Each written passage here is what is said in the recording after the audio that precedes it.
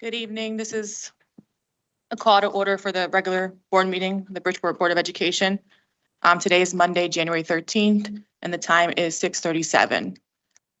We're going to start with the pledge, so can everybody please rise? I pledge allegiance to the flag of the United States of America and to the republic for which it stands, one nation, under God, indivisible, with liberty and justice for all. And roll call?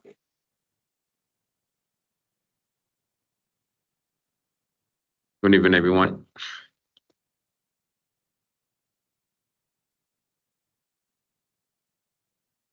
Dr. Bain.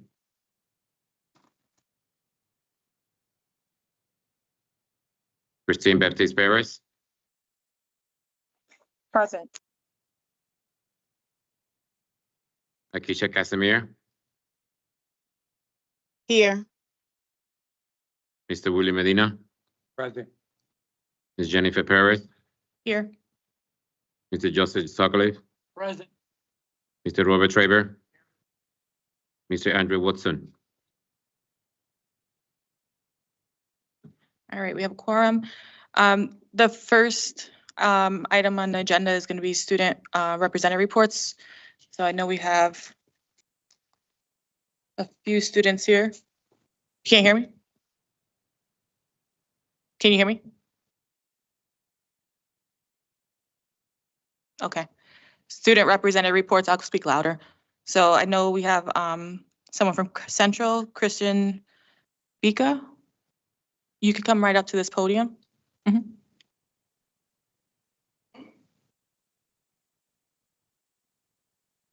don't think. And you're going to press the button with the speaker.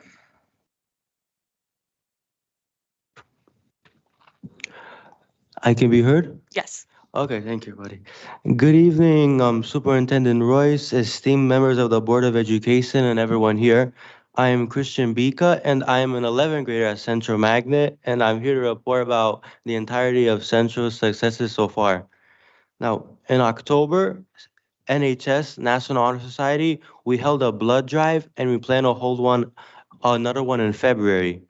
And we also participated in the Strides Walk for breast cancer awareness, and we collected $2,000 for breast cancer research and had over 50 students participate in the 5K walk. Also, then in November, Central High School, we held a literacy night campaign in November, and we will also be holding one in the spring. We plan to do it. And families, they enjoy pizza, sodas, and other food, also with free clothing and such by the community closet of Bridgeport. And we have also planned to have a STEM night in March to generate interest in scientific education. And we are also working with the school governance council, which I'm a part of, to facilitate the planning of this project.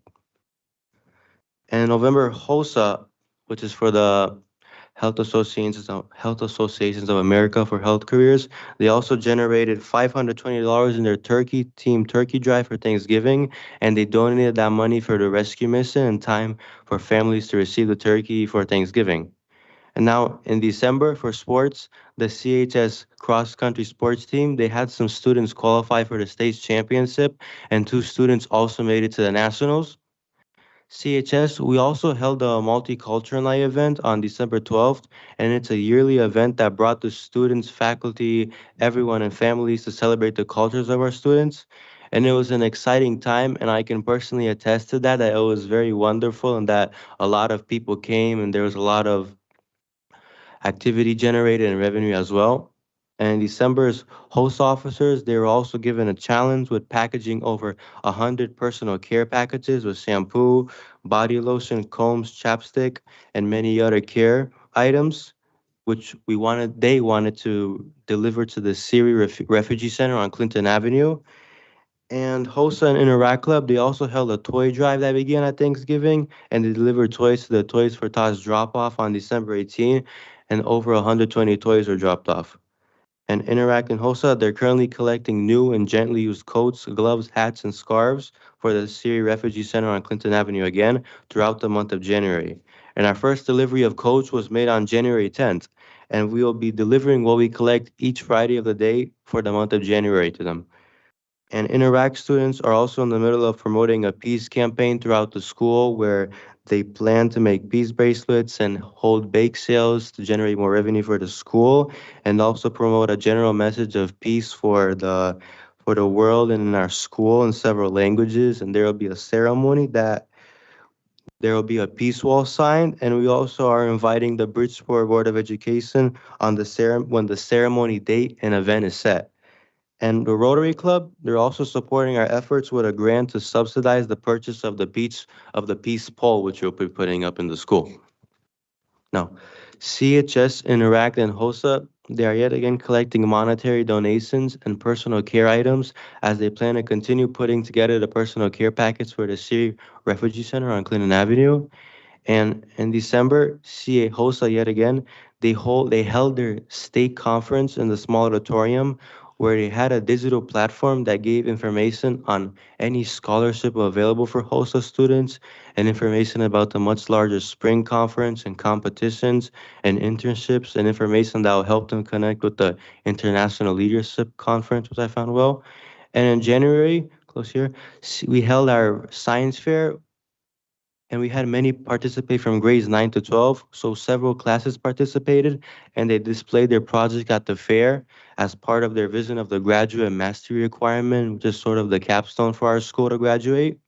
And Outdoors Club, they also went on their ski trip on January 6th. It was a great success with over 15 students participating. And HOSA, they yet again had guest speakers from SWAHAC, and they came to speak to students about careers in public health. And they are also returning to work on a project for Valentine's Day for senior citizens and people in St. Vincent's Hospital and throughout their branches. And they will also be working with HOSA and the teachers in our health classes at Central to put together a health fair for CHS students. Students will be running health tables, and professionals from our community will also participate in the event. And the school counselors, which are very well regarded at our school, they also held a FAFSA workshop for families about financial aid for upper education and college. And currently, we are focusing on attendance for semester 2 with the principals and such. And for upcoming things, the male nursing students from Sacred Heart, we know that they'll be there as CHS HOSA to present more information about nursing careers, academic requirements, and the life of a nursing degree student, which will be in February. They're still setting the date. And in February 25, Yale New Haven Health, they'll also be bringing professionals to an open forum for CHS HOSA students to learn about more information on medical careers and college requirements for them. It will be open to all students of Central High School as well if they have an interest in the topic. And for Black History Month, which begins in February, the Student Leadership Committee, they're in the planning process to bring information and a lot of different diverse activities to the students of Central, and we plan to see it all out when the events come and the Student Governance Council, which I'm a part of, will set it. And that's all for the status of Central as of now. Thank you. Thank you. Few more presenters. Who's next? Do you want to come up? Yeah.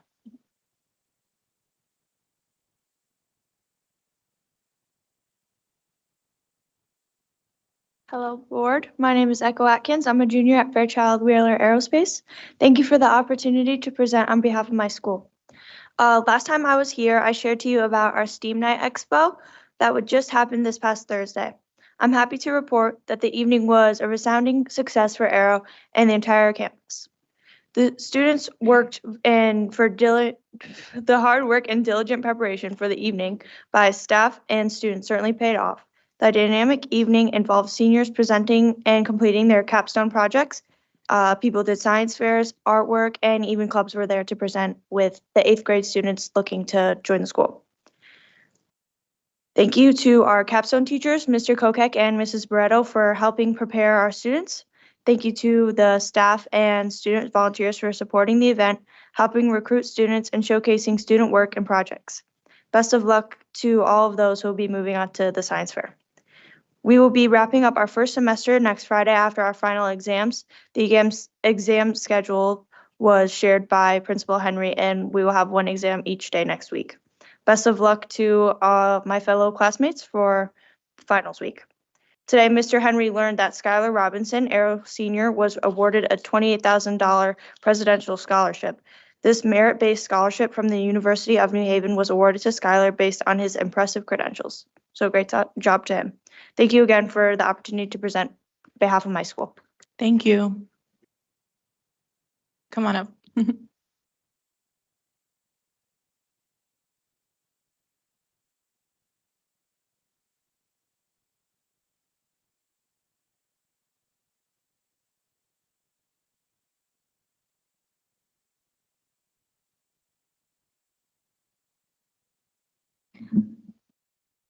Good evening, members of the board and audience. My name is Daniela Gomez, and I am a junior from Fairchild Wheeler Biotechnology. This past week has been a very exciting week for Fairchild Wheeler due to the fact that on Thursday we had our very own STEAM Expo night, which included an open house for our parents, our very own science fair, and our senior capstone night. At this STEM Expo night, we also had a stand for our recently purchased Anatomage table. It was an opportunity for students and parents to be introduced to this wonderful tool that will be used to teach all sorts of subjects from physiology to chemistry. Some things to look forward to: our soccer tournament that will be held tomorrow after school, and our finals week that will be taking place next week. And that's all for biotechnology. Thank you. Have a good night. Thank you.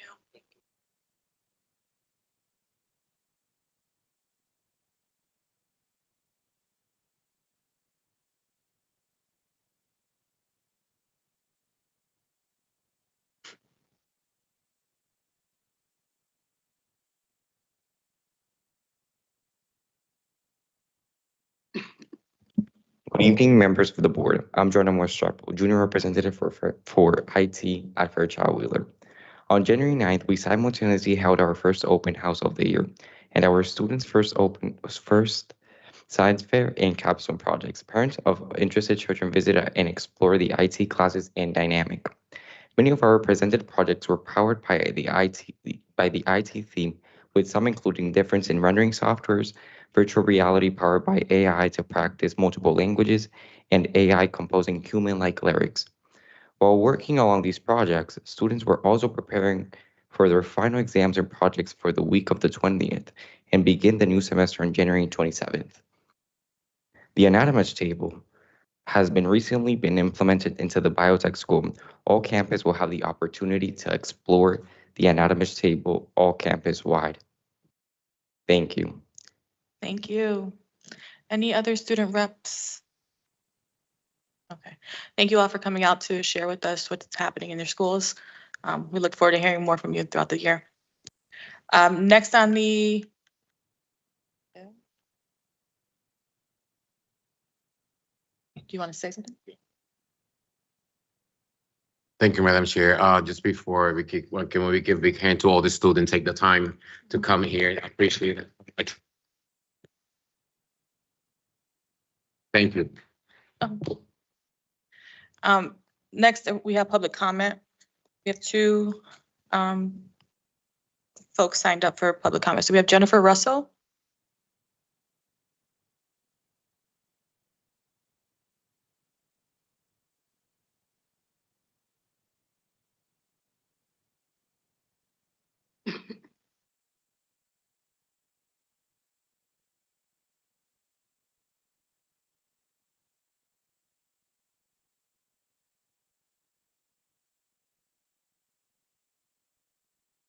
Good evening. You have 2 minutes. And once you say your name, the time will start. Okay. My name is Jennifer Russell. I live in Bridgeport, work in Bridgeport, love this city. And I love my students, and I love all of our students. And I just wanted to make a comment about when we make these cuts, we're making cuts that we think are at the top of the scale or it has no impact on our students. But from the time those students get out of the car to the time at the end of the day, everybody in that building, and even the ones who aren't in that building, are responsible for that child. You have administrators who greet their students every day at the door. And if they see that there's an issue, they immediately take those students and get them the help that they need. Well, we're going to cut some of these positions. And that means someone's got to do the work that's still going to be there when all is said and done. We're going to have to pick up that extra work. But in picking up that extra work, we are actually hurting our students by not providing them with the time that's needed because we don't have the staff. So I just want us to think that from the person who works network to the person who answers the phone to the person who is a social worker who sees that child every day, from the person who rides the bus to every single person, whether they fix the door, is vital for those children's success. And in this 21st century, we need to prepare our kids. And by taking things away and not giving them the things that they need, by making it harder, by making things take longer to get, we are just setting ourselves up and our students for failure. And I know we need to come up with the money. And as a citizen, I wish we could, but we got to figure this out. So think about the cuts, please. Thank you.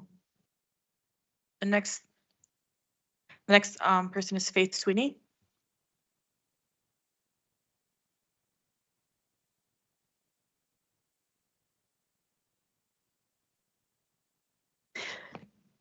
Good evening, board.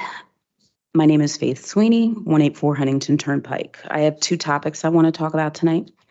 The first one is a question. When is the superintendent search taking place, and how will you inform and include the community in that process? I didn't mean to sound like I know you're right here, but I would like to know, and I'm sure others would too.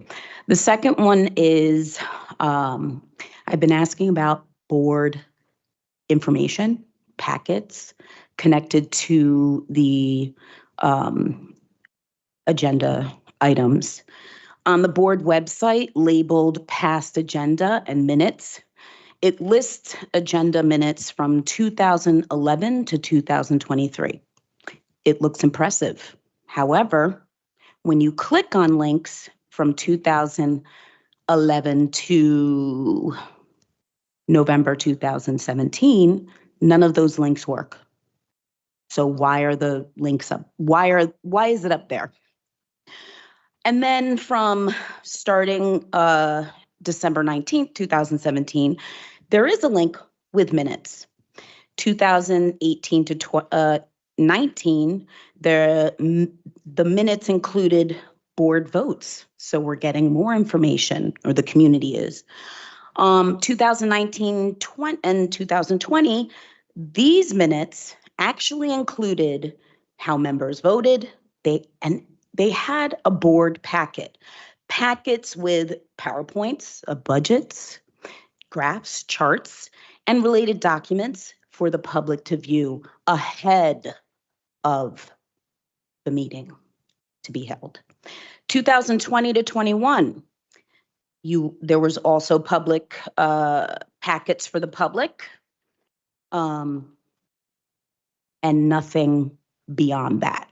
So please, I want to be an informed citizen. I want to be able to know what's happening when you guys are having your meetings. And it's always given after the fact or not at all.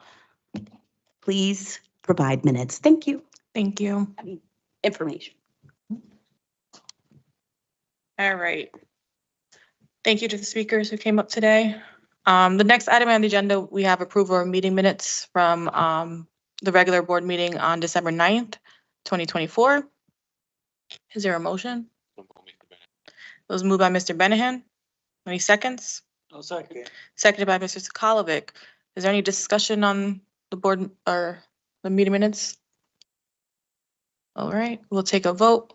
All in favor of approving the meeting minutes from December 9th, 2024, say aye. Aye. Any opposed? Any abstentions? I abstain.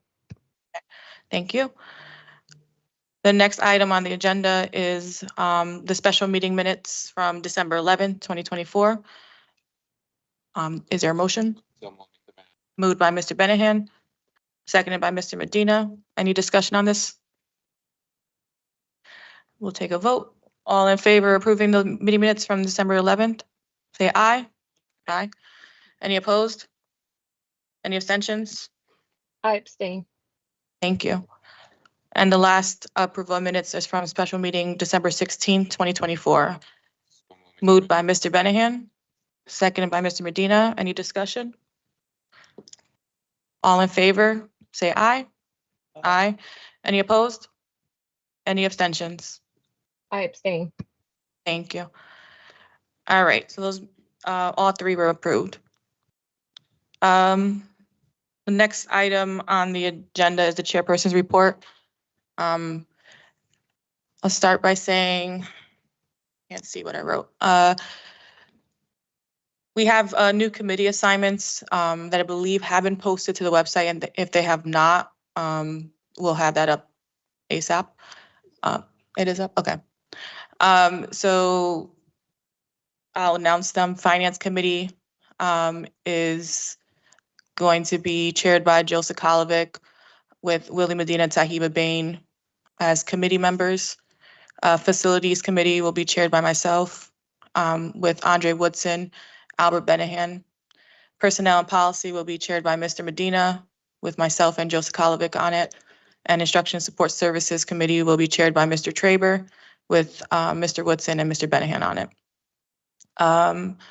When we go through committee reports, they'll state the dates that those committees will be held and times. And then there was also other assignments, including charter school representatives and CABE representatives, and those will be posted online.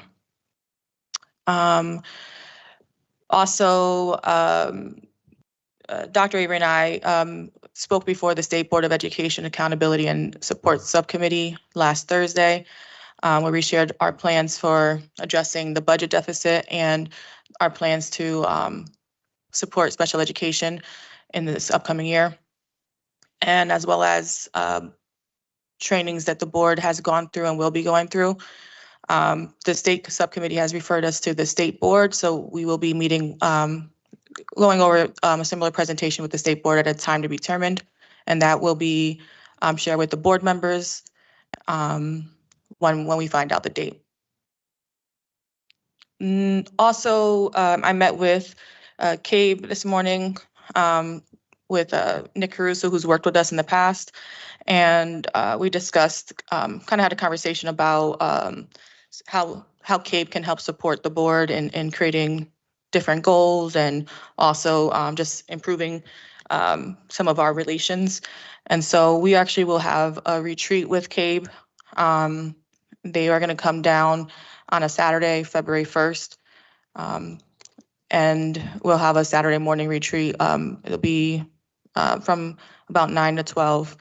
And Mr. Caruso, as well as another CABE member, will come down and have a retreat with us to focus on improving our relations as a board and hopefully to work on goal setting. That will be noticed to the public, and that notice will go out this week. That is it for my chairperson report. Any questions for me? Ms. Baptiste Perez. I have a question. In preparation for meeting with the state, did you contact CABE to go over the complete list of trainings and conferences that the board attended? We have that available online, so we were it was given to us from CABE, yes. Okay, well, I asked this question because during the meeting with the state, you withheld all the conferences that we attended as a board, as well as individual trainings that we've had through CABE. And so my question for you is, why was that information withheld if you'd have reached out to CABE to get it? It wasn't withheld. I actually gave them a copy of all the trainings that we attended and conventions with the names of each board member who attended each convention and training. So that's what the papers I gave the state, that's what they received. Okay, so why didn't you announce it during the public meeting?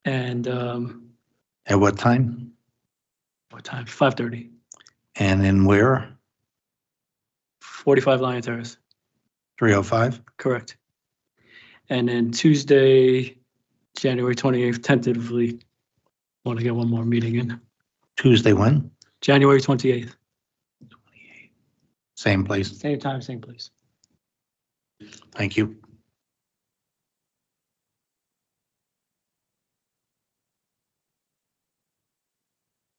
All right. Instruction and Support Services Committee.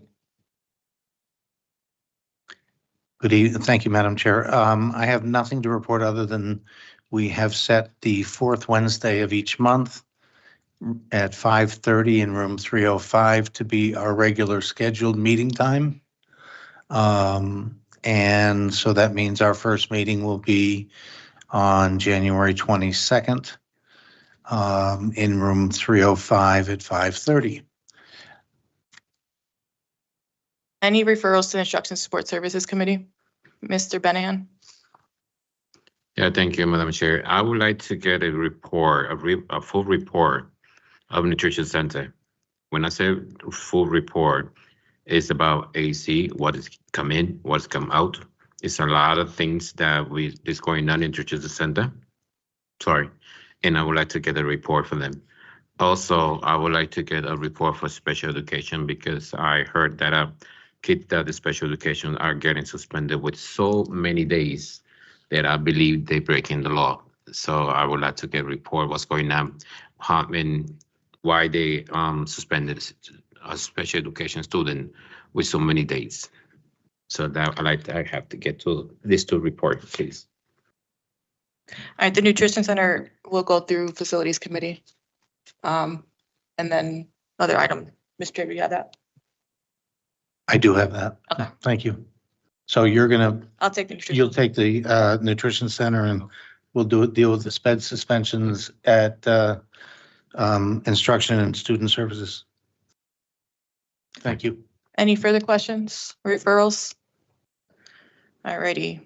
The next committee is Policy and Personnel. Mr. Medina? Thank you, Madam Chair. I want to thank Joe and Jen for being part of this committee and accepting their nominations into it. We have not met this month. I'm planning to do a special meeting, but our meetings are going to be the second Wednesday of every month. Once again, the second Wednesday of every month at 5:30. Location to be determined. Most likely it's going to be 305. So the next one, the first official one outside of the special one that I'll call will be February 12th. And a little outline of things that we're going to be looking at policies. We're going to be reviewing every existing policy that we have for potential updates and clarification. We're going to be discussing and implementing new policies possibly and based on our needs, our current needs, because these policies, a lot of them need to be reviewed. We're going to be also addressing any policies, any inconsistencies or gaps. I know while my first year in the board, there was things that were kind of contradicting each other, and we want to address that. I want to address that definitely on the board. I've spoken with the superintendent and I've asked for specific policies that we might be able to look at that will be directly affected our work that we have to do right now, so that we to put some priority under that. But all policies are going to be reviewed during my tenure as chair of this committee. We're also going to have discussion on potential areas that we can actually improve, whether it's our training or even our compliance requirements. We also want to develop, I would like to develop to make sure that there is a clear communication with these plans and the new ones, that policies and the updates of the policies, that way across the board, across the district, everybody knows about the policies. There's not going to be any confusions or anything like that. Also, I'm looking forward for the community and staff members' feedback to get together regarding all these policies and these changes. And that's just the beginning. So I just wanted to add that specifically today. Thank you very much. And I'll take any referrals. Mr. Sakalovic? Yes, Mr. Medina, I've already informally sent this to you as a committee member.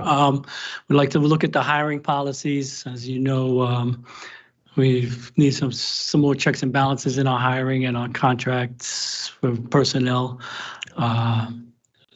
We need to look at all the hiring policies as in a holistic manner, as far as the new suggested policy that I sent off.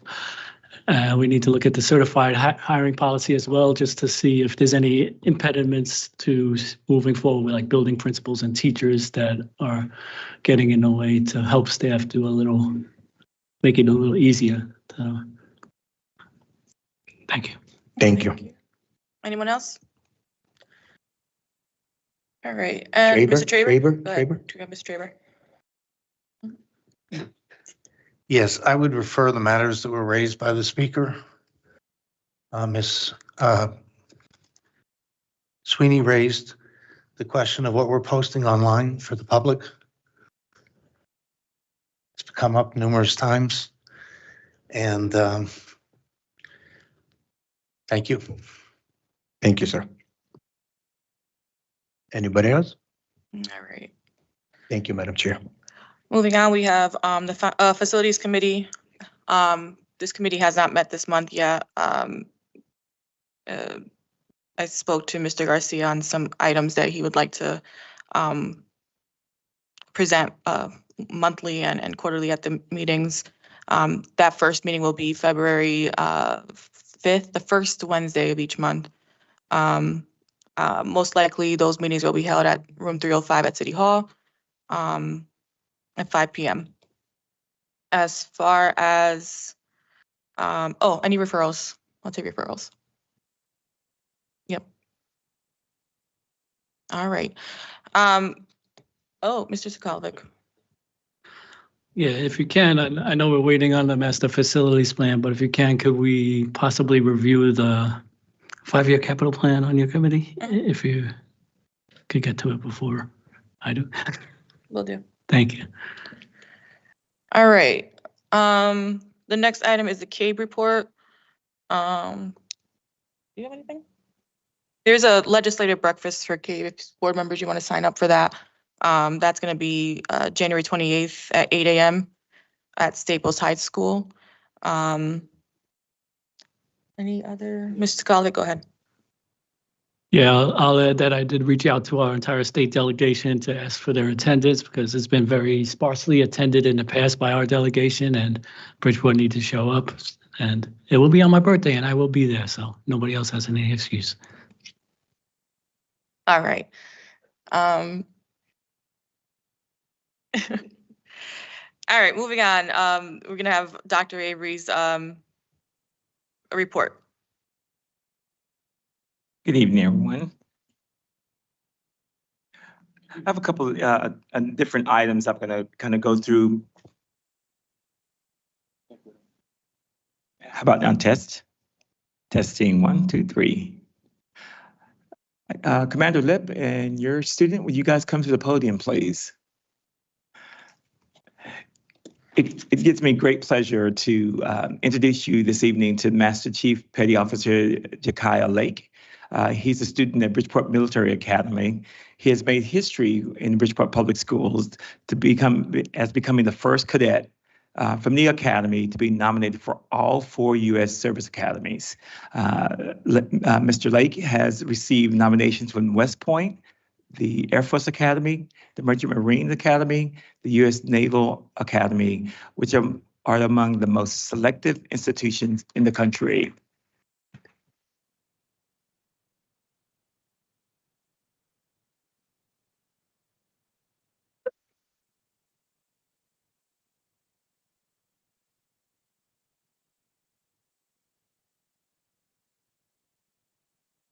And Commander Lippert, if you want to say a few words, we'd love for you to do that. And we do have a certificate that I would like to present as well. Fantastic. No, Chief Petty Officer Lake has just been remarkable in his leadership ability and what he's done with the school. His drive, determination, his sustained superior performance has made him an exceptional candidate. And I am not surprised that he was nominated for all 4 service academies. He makes us all very proud. Just a quick plug on before, if you may want to say something, but on Thursday, I sent invites to the board to come to see our inspection and pass and review. As some pomp and circumstance, and Chief Petty Officer Lake will be one of the key players in that event. Cadet Lake, you want to say anything? He's just an incredible person. I'm so glad he's able to be recognized and do our school proud. Thank you very much, board, for letting him come here and be acknowledged by all. Thank you.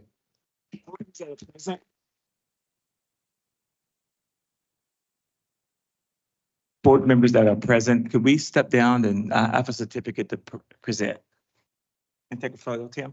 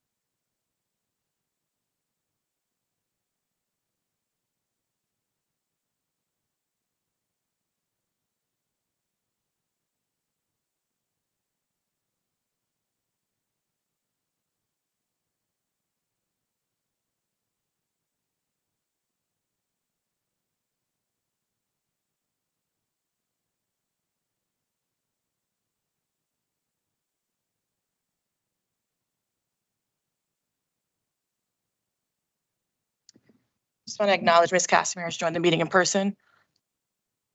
Go ahead, Ms.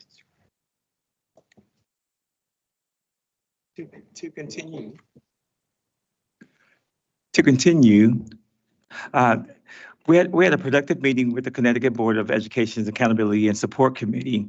I'm very optimistic that we were able to efficiently provide understanding of our school district, its problems, and to show a plan that we are confident that we will help steer the district in the right direction. We will continue working with stakeholders to address the budget deficit and provide our students with the resources they need to succeed. Collectively as a team, board and superintendent, we are willing to fight a little harder to make sure that the students of Bridgeport Public Schools get what they deserve.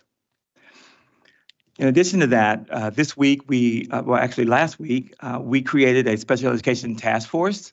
And the goal of the task force is to really assess our current practices in the area of special education, look at and to identify ways that we can improve special education services across the district, and also looking at implementing new innovative solutions to address the needs of our children across the board. We are currently looking for, 50% of the task force members need to be parents. So parents, if you're out there, please reach out to my office. We would love to get you to have a voice and to be part of this new special education task force. We had our first meeting last week, and I didn't have a lot of parents there. So I'm soliciting, we've already put out notices to all campus principals to solicit 2 parents that they can recommend to be part of this task force. Again, there is a lot of work around special education and across the state of Connecticut. And I think we could set the groundwork for innovative practices in the area of special education. But I think we need to get some voice, and we need to get community partnerships in order to strengthen what we do and how we do, special education services in our district. In addition to that, there has been a lot of promotion about attendance task force as well, really focusing on making sure kids are coming to school. This task force, is really trying to prevent and to come up with a root cause for chronic absenteeism. Getting parents' voice, trying to figure out exactly how and what and why kids aren't coming to school and why they're coming to school, and kind of enhance that a little bit. Really trying to kind of look at the data from the day-to-day aspects of schools across the district, and looking at some of the ways that some campuses are promoting good attendance for kids, and then looking at some of the ways that campuses are also addressing the slight decline in attendance in our buildings as well. So we're looking forward. We have a big initiative in the month of January, trying to make sure that we can tap into what we're doing very well and what do we need to do to improve attendance across our district. In addition to that, I also had an information session with the City Council. It was invited to come and speak with the City Council about just to answer questions about Bridgeport Public Schools and the plans and the status of our school district. Really trying to make sure that we could connect with what is needed between the city and the school district to move forward and keep things moving forward. I had several board members to assist me in that meeting. I thought it was a very productive meeting. In addition to that, there was 3 different, public forums that I was part of over the last, about last 4 weeks, I'm saying. The first one was a public forum about immigrations and making sure that we can ensure our parents of students, from other countries, that we are very connected with making sure that your children are safe in our school district. Looking at ways that we can enhance notifications if any attempts are made within our school buildings to be able to, hinder people just walking in and asking for, certain types of data or information about children in our district. So again, there's going to be some additional items added to our website for an informational section of the district, so parents could reach out to our district if there's additional information needed. We have community partners that are willing and ready and able to support families. So we were able to kind of direct those opportunities for public engagement for other community members and partnerships as well, to make sure their questions are answered.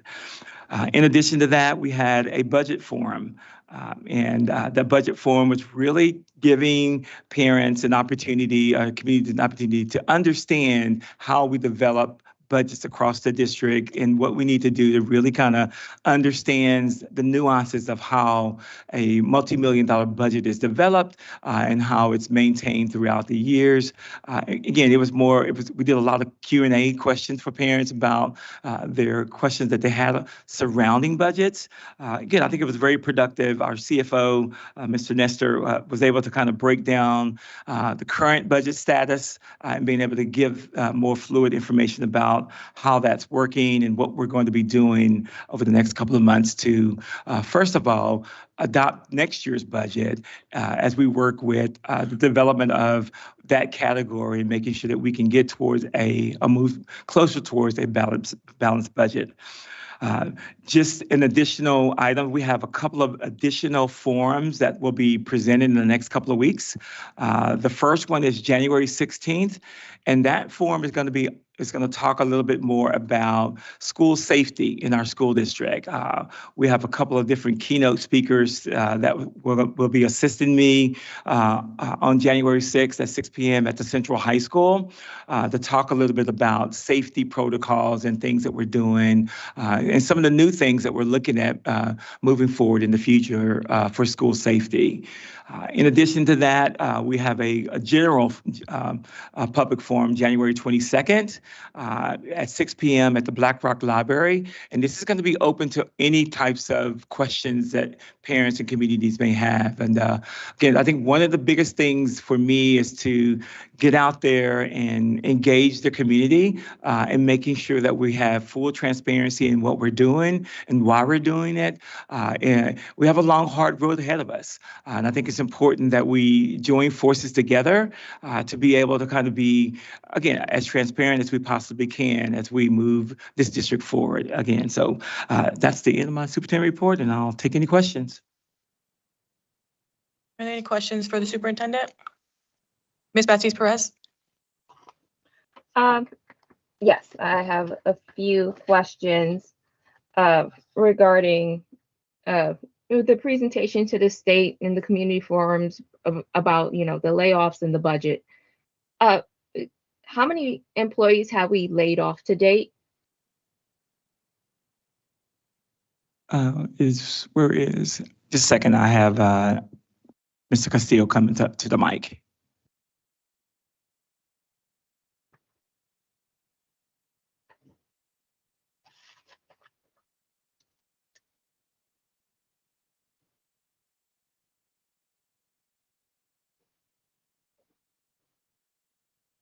To date, we've had conversations with 26 of the initial individuals.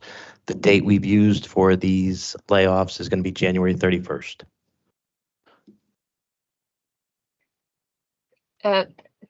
Thank you.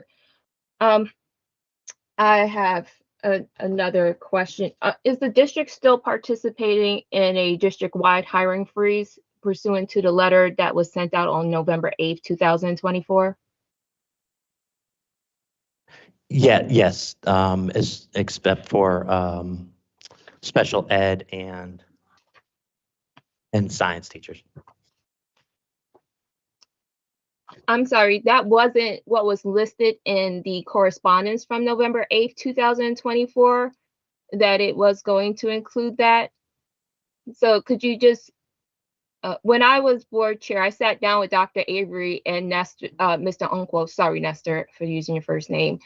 And so that was not included, nor was it identified to include that group. So can you clarify, or do we have a district-wide hiring freeze?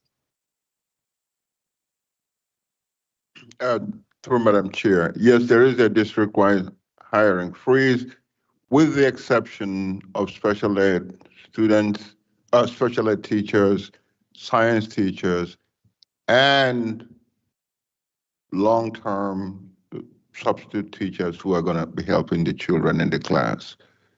So the interest of the children is what is utmost important to us. We cannot jeopardize the aid or the assistance or the help that the students need in class. So those three categories or those three areas are exempt from the hiring freeze. Okay, thank you. I have a follow-up question to that. Why is multilingual services not included in the hiring freeze, given that we are not in compliance? Through Madam Chair, it skipped my mind. The ESL is also exempt. Okay. Yeah, the ESL is also exempt. Yes, he specified it on my email when I sent it out, but it skipped my mind. Yeah, we cannot. We have to provide services to multi-language students. And Ms. Baptiste Perez, may I clarify as well? We also talked about the different shortage areas positions. So there may be a few that may be anomalies that positions like, maybe chemistry or physics or some of the other high needs positions shortage areas that we needed to address. So that could be included as well. So the short answer is the memo is still in effect and it's in full. Okay, well, I asked that because I've been following on Red Rover. We have 130 job positions from January 2nd to date. We've listed numerous roles that don't fulfill the requirements for SEL or special education. And also, I've noticed on Red Rover that we're posting jobs after claiming there's a hiring freeze. And our student to teacher ratio district-wide, we have approximately 1,400 teachers to our 19,000 students.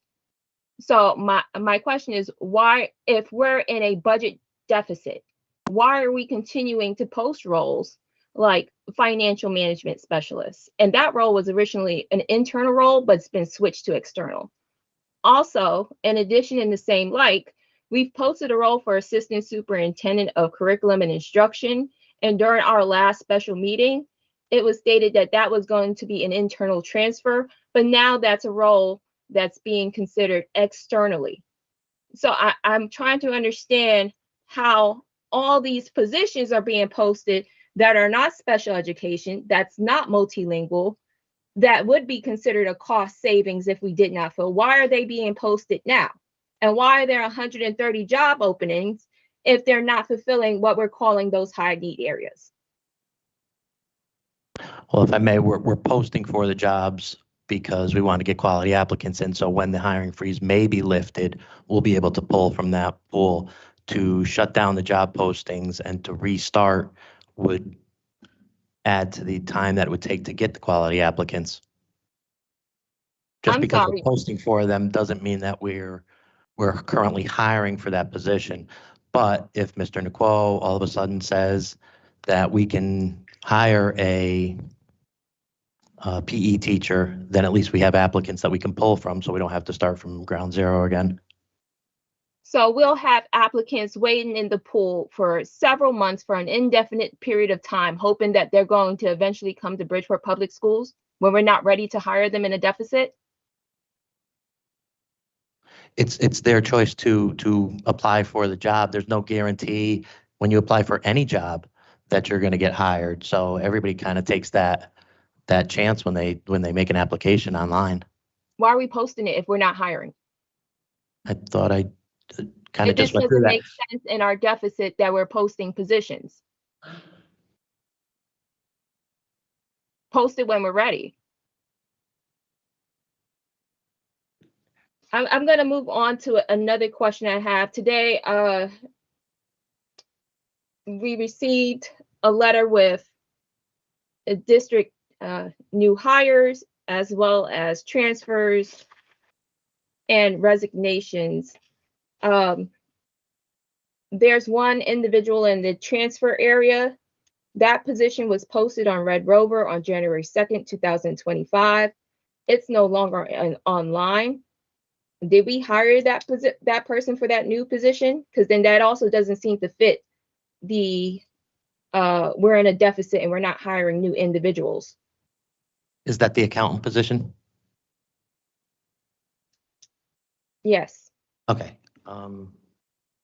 That was cleared from finance. I'll let Mr. Naquo address that. Through Madam Chair, the accountant position is, I hate to really put it this way. In the school district, you only have chief financial officer and assistant financial manager running the whole district finances with no secretary, please. There's only so much numbers two people can crunch. I can only spend so many hours on weekends here. We need an accountant to bring in cost control measures and monitor things and find out where the loopholes are in the financial system. Somebody has to be dedicated to do some research and do some analysis. I hate to put it, the district is losing money because no checks and balances. I'm sorry. Thank you, Mr. Unquo. But I mean, when Marlene Siegel was our CFO, she was able to get it done. And I have an old copy of the org chart, and she had Miss St. Louis as her deputy.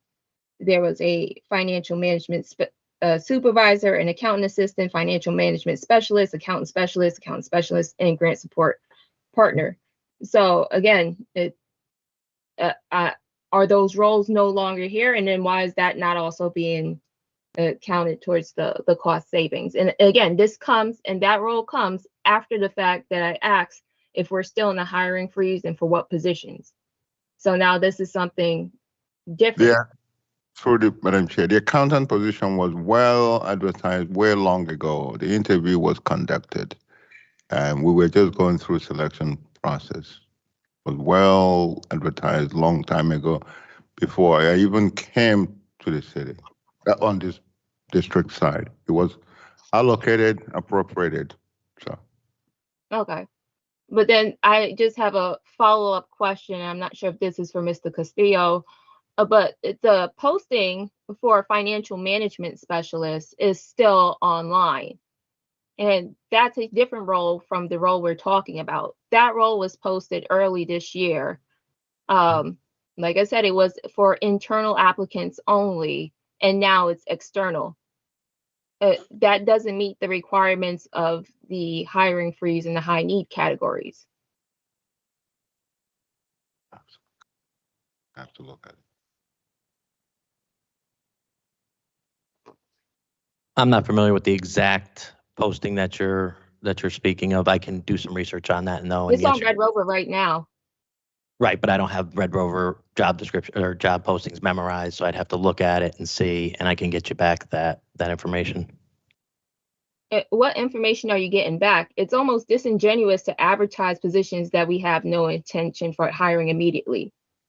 And so I'm asking, what was the high need? We said we're on a hiring freeze, and yet I see us hiring multiple people in other roles after the board had voted to lay off individuals. And so I'm looking for clarification onto that. And so what information are you going to give me? Like, why is it posted? Well, first of all, even what the job is, I don't know it off the top of my head, what you're asking. So, well, how can something get posted if you're not performing oversight of it? Like, who's posting these positions? We have a Who's giving it process. okay for it to get posted online? We have a process where somebody requests a position to be posted. That they fill out a form, it goes to HR, we send it to finance. Finance says it's okay, there's funds to fund this position, you can go ahead and post this. That's our process. So when it comes back from finance that we can post this, that's when we post it. They look for the funds, they say the funds are available, this is an allocated position. Go ahead and post this. Even in a hiring freeze? It appears so. Okay, I just think that reflects poorly on the district as an employer. People will just eventually stop applying if they never hear anything back. I mean, job boards like Indeed or Glassdoor, but I'm on the topic. Do you have anything else on the superintendent report? Yeah, nope, that's regarding the superintendent report. He spoke about what he presented to the state. A massive part of that presentation to the state dealt with the layoffs and the budget gap, as well as the community forums discussing the budget gap. And so my questions are really delegated towards the budget gap, as well as the notice that he gave the state that we're in a hiring freeze and that we're claiming we're in a hiring freeze. But even if I acted like a lay person, going on the website, it's completely opposite of a hiring freeze. And I think that's disingenuous. And I think that's something as a board, if we're saying we're in a hiring freeze and there's a gap and there's positions being posted, that's not okay. So I'm glad I was able to clarify. You declared that they'll be posted, but they're not hiring those positions. That was clarified. Yeah, and like I said, it reflects poorly on the district as an employer to do something like that. And so that's what a clarification I was looking for. And also, it's not part of the high needs area. They're usually posted for months at a time, though. That's correct. It's not like, don't you hold it for like a year? Not necessarily a year, but they are posted for quite a while. Yeah. Yeah, I mean, but these are they new never get a quality postings. applicant, they never take it down. These are new postings after the November 8th letter, and these are new postings in opposite of the November 8th letter. And furthermore, when we had Mrs. Siegel as the CFO, those were roles that were where people resigned or left the district, those were cost savings, and those are not being reported to the board. And that's why I requested this information today for board meetings, because we haven't seen the movement. So now we will have these, every board meeting will have a movement. We have appointed information from Mr. Traber. Oh. Go ahead. The November 8th letter did not establish our policy. And so you're saying that we're free to continue to hire in a budget deficit. No, I'm just not sure exactly what the date was for the policy. You're referencing November 8th. And November 8th was when I believe that you had a meeting with Mr. Naquo, and there was a finance committee meeting following that. And then later that day, Mr. Naquo sent out a memo to all administrators that almost went to all employees.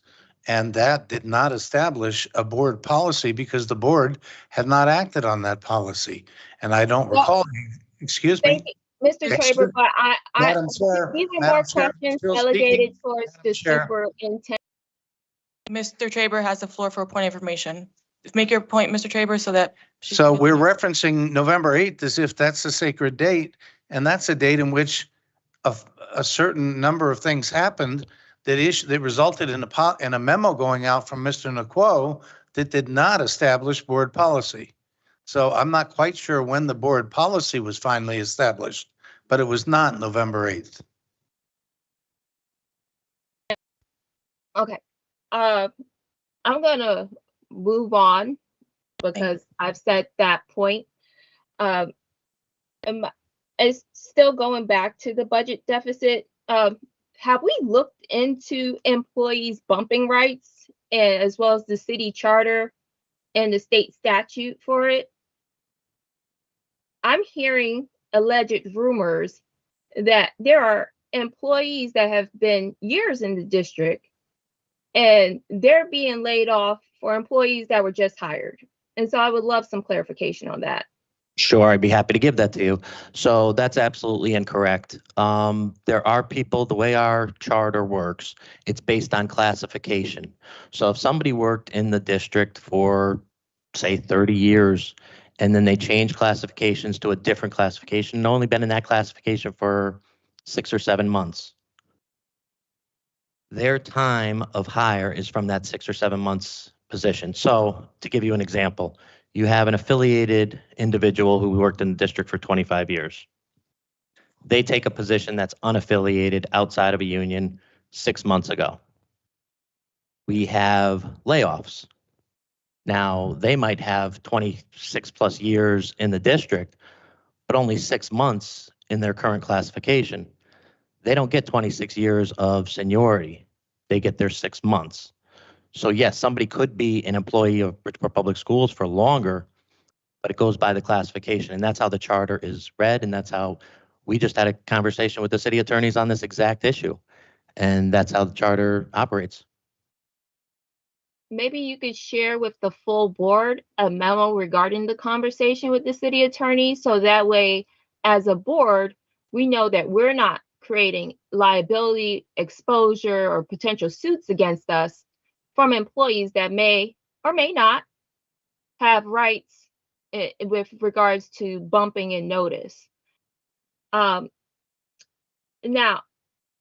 I have another follow-up question regarding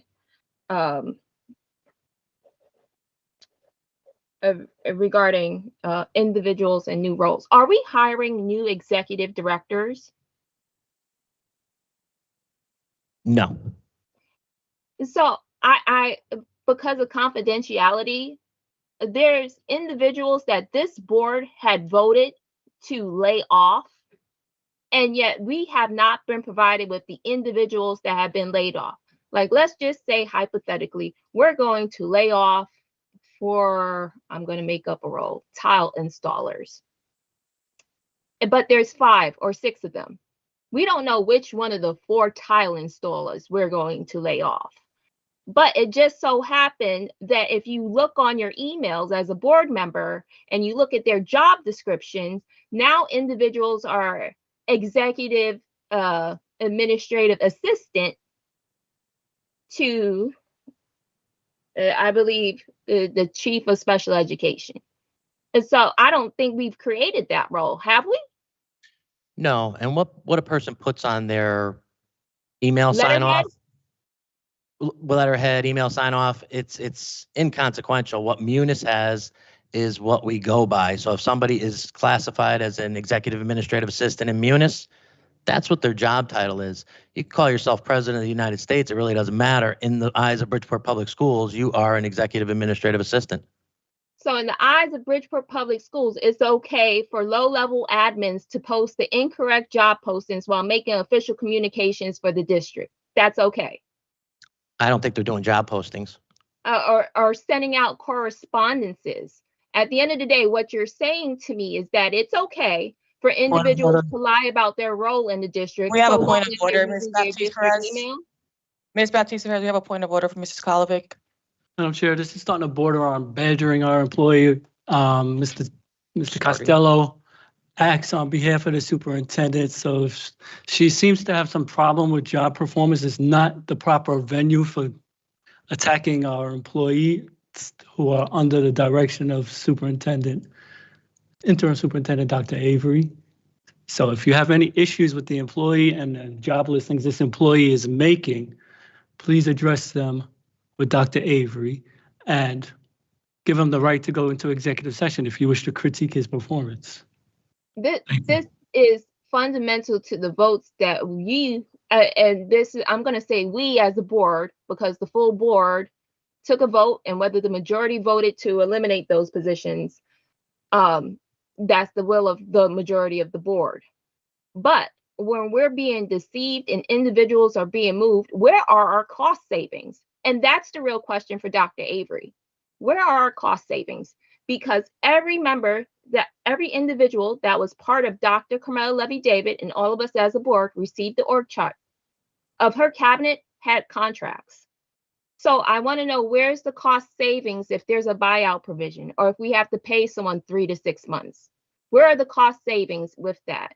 And also, again, there's individuals. If you go on the org chart that we received and the organizational chart now, individuals have been promoted. And again, I'm just trying to understand, but there's no funds, but we're elevating, we're transferring people into different roles. We're posting roles that's beyond the letter that was sent out district-wide. I'm trying to understand this budget gap, Dr. Avery. And so could you help me out?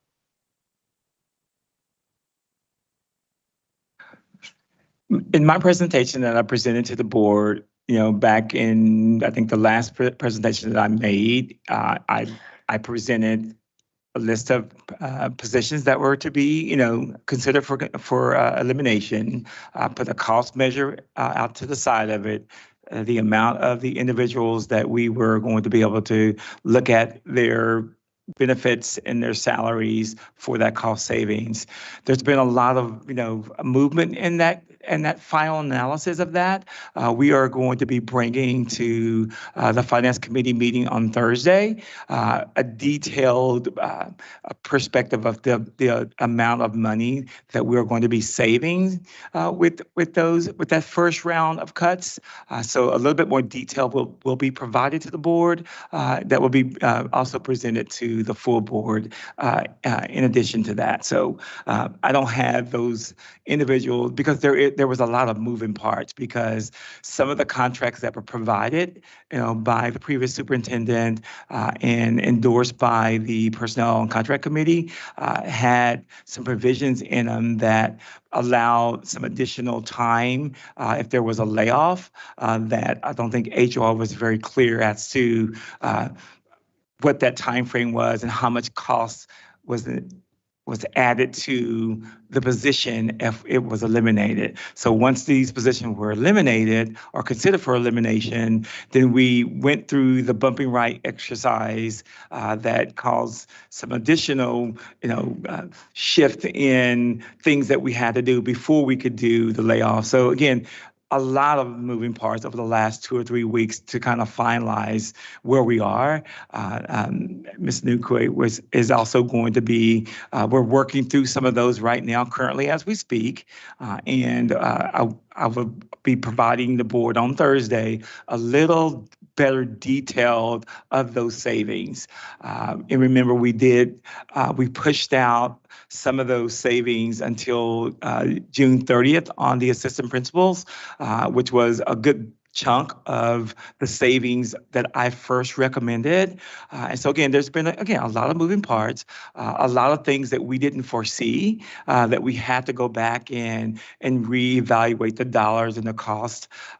Every member, that's going to be potentially laid off, they have a potential of having, not workers' comp, but what you got? Unemployment calculations had to also be calculated in that. So there's been a lot of those anomalies that had to come together in order for us to finalize the initial cost savings. And I know Mr. Nukwe and myself, even late this afternoon, was looking at that and trying to figure out, and he still had a few more that he had to analyze to pinpoint that. So again, I'm sorry for the long, explanation, but I think it's been, every day there's been a new nuance that had to be fulfilled in order to look at the final analysis on that. And thank you, Dr. Avery, because that was actually brought up in detail with meeting with the state about the assistant principals. And I think it should be, I just want to make sure I understand, because I have some of the prior org charts as the former board chair. And it's my understanding that before we had a chief academic officer, you oversaw academics. And so I see you over the executive director of school leadership. Is that correct? You were overseeing academics before we had a CAO? At one point of my tenure, yes. Early part of my tenure, yes. Okay. And so, because it's my understanding that you were heavily involved in the hiring of those roles. And when we were up at the state, I didn't notice you take any accountability for what necessitated those roles when you recommended them as overseeing academics as the deputy superintendent. In addition to that, I think you as the board chair also had the responsibility to. This is not for back and forth. I'm just you were in charge of academics. And while I was board chair, you referred 18 assistant principals over. But during that meeting, it would just behoove me as to why roles that were recommended by you, including roles that are coming up tonight, like the executive director of school turnaround, are now being eliminated when those are roles created by you. Can you just clarify that for me and the full board? They were created by the superintendent as well. And there's a point of information on it. Mr. Kolovic, go ahead. Hold on. Thank you. Point of information. We can't rewrite history here. These positions were attempted to be challenged. The board chair silenced the board. If we had these conversations before, we could have perhaps framed Dr. Avery's thinking along the lines we're thinking now. I'm glad to see you've become a fiscal conservative now that you're not chair anymore. But we tried to stop everything you have been doing for the past. Madam Chair, this is not for him to go about. Mrs. Kolovic has the floor. And so you're going to allow him to make false claims and allegations. That's smoke. Those are false claims. Continue. Now, we've attempted to have discussions about the budget. My one finance committee was much longer than the total debate on the budget. The total positions, I called for a special meeting to prevent some of these positions to be placed on here now. Had that special meeting occurred and we've been able to discuss it, Dr. Avery's thought process might be different. Even maybe the former superintendent might be different. So for you to come here and attack Dr. Avery for decisions that were made when he wasn't superintendent, decisions that you did not even allow to be discussed by the general public, is disgusting. Thank you. We're gonna move on and Okay, Mr. so wait, no, I'm not done, and I still have questions. I do want to thank Mr. Sokolovic for that clarification. Is that it's okay to badger and harass the superintendent when it's a female, Hispanic female, but not to do it when it's a Black man that was overseeing those actual hires. I appreciate the misogyny. Ms. and the favoritism in that. Baptiste Perez, Dr. Levy David. No, I haven't brought up her Dr. name. I was David, just as a referring to something that superintendent, Dr. Avery was is responsible in charge for. of administrative hires. If she was given recommendations from her staff, that's one thing, but she was ultimately in charge of administrative hires. Personnel and Policy Okay. Committee is in charge of, Personnel Policy and Contracts Committee was in charge of overseeing any hires in executive level or principals and above. And I believe assistant principals. So those came before the Personnel Policy and Contracts Committee, went into executive session and did not go before the full board, which is not in our policy to do so, but they went into executive session. That's the facts. Okay, The full thank you board for was not clarifying that aware, it's not in the the full policy board to was do not so. aware of all those hires. And that's the clarification. Do you have more questions? Yes, and thank you for clarifying that we followed the policy and that it's up to the board member to follow the committee to be And the aware. contracts were not shown before for the board. We have another point of information. Hold on. We did not follow the policy. She did not clarify that you followed the policy. You did not follow the policy. These were not positions approved by the board. Contracts were not approved by the board. Okay, I'm going to move on from that topic. I just have another question for Dr. Avery. Do we have any notices of appeals from individuals from the city from the 26 that we've given the layoff notice of?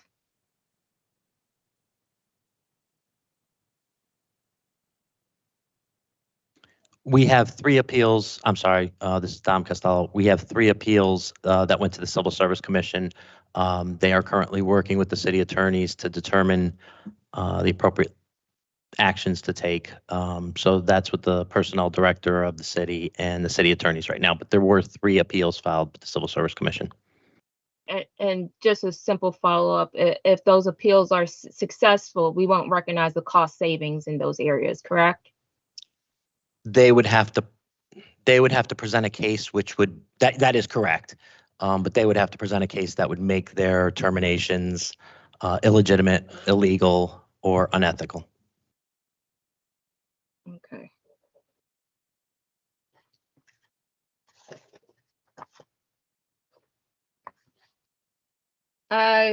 Wait, board members, can we limit side conversations? Go ahead, Ms. Baptiste Perez.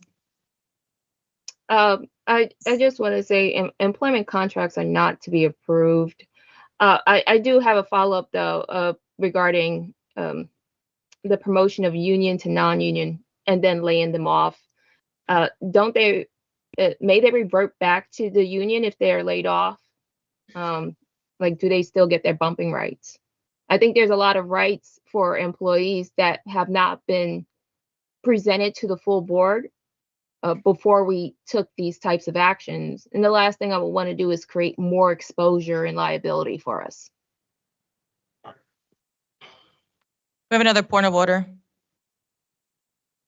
Why are we engaging in this level of minutia? These are matters that are being handled by the appropriate departments within the board. And this is not for the board to litigate, determine, or otherwise process. We have voted to eliminate certain positions. We are entrusting the superintendent and the appropriate departments to deal with how to process them. We are not here to litigate or determine if they're handling them properly. So I don't know why we're engaging in this level of discussion with Ms. Baptiste Perez. I do enjoy the fact that we're hearing and learning about contracts that were negotiated without the board's knowledge, and organizational charts that we were never provided. But I don't know why we're engaging in these discussions tonight. We voted to eliminate positions. They made the decisions on the basis of that vote. If they did it improperly, that person will grieve or otherwise indulge or use their rights under the civil service rules of the city of Bridgeport. And that process will go forward. Why do we need to have a lengthy discussion tonight about that process? Thank you for your point of order. I do, let me have some finishing comments. Ms. I just Baptiste, have some finishing comments regarding that. Mr. Woodson. Okay, I have questions If for the Dr. board's going to be ultra crepidarians and lie about what they're doing, then just Mr. Woodson has the floor. open yourself up to liability. Mr. Woodson has the floor. Ms. Baptiste Perez.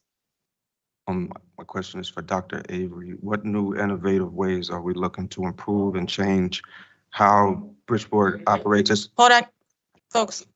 Mr. What? Woodson, can you speak up? Thank you. Dr. Avery, what new innovative ways are we looking to improve and change how Bridgeport operates its SPED program?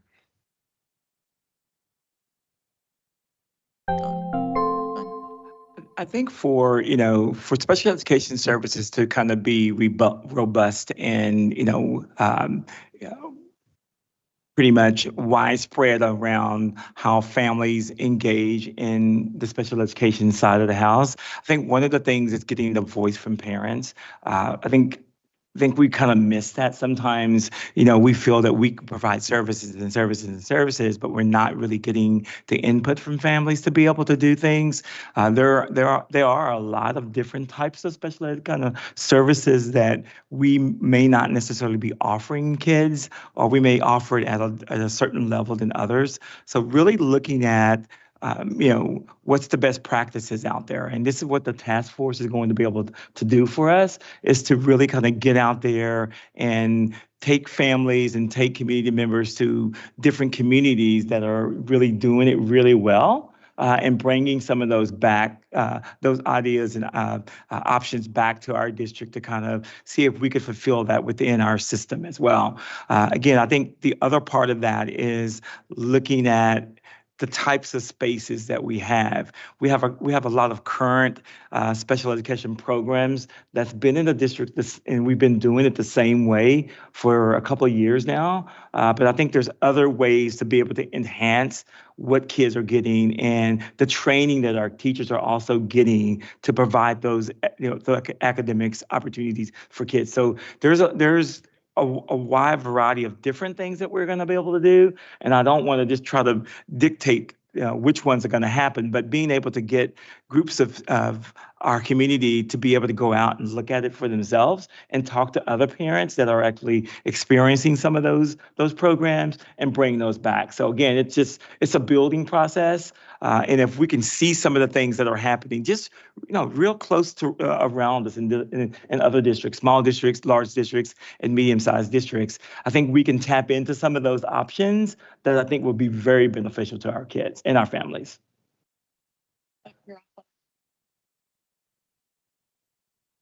Madam Chair, I have a point of order. What's your point of order? I just wanted to state that we're engaging in this level of minutia, as one board member stated, because we're laying people off, and this board is acting as high-level staff.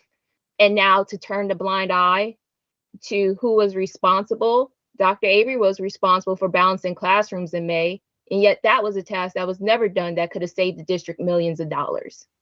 And now we're here making devastating cuts, and we have several roles that's on the agenda tonight that's devastating to the students directly for their opportunities and outcomes in this district. What's your point of order? I wanted to clarify that that's my point. That's the reason why we're engaging in this, because we're required by statute to be responsible for the budget. And because we're participating in these layoffs, that level of minutia is necessary. Thank you. Thank you. Yeah, go ahead. You're off, hold on. For a point of clarity, as the deputy superintendent, in my previous position, along with HR, along with my office, along with the superintendent's office, our job is to be, especially when we interview, we all are part of those recommendations. And so as part of the job that we do every day, no one person is responsible other than the superintendent. We work for the superintendent and we provide recommendations to the superintendent. And so when those positions came, we made recommendations to the superintendent and to the committee regarding qualified applicants. That's my job. And I can tell you the 18 assistant principals that we hired are very, very good administrators. And I wouldn't take that back from anything because they're doing the job that they were designed to do and were paid to do. And I take confidence in that. And so doing my job, yeah, I can do my job and I do my job very well. And selecting and making recommendations, that was part of my job. And that's what I did. And so having 100%, a responsibility for that, I can't take 100% responsibility for a good majority of that responsibility. Yes, my responsibility was to provide, to sit in interviews, and we did a whole lot of them, and we made recommendations. So I just want to make sure I'm clear with that I wasn't the ultimate decision maker for that.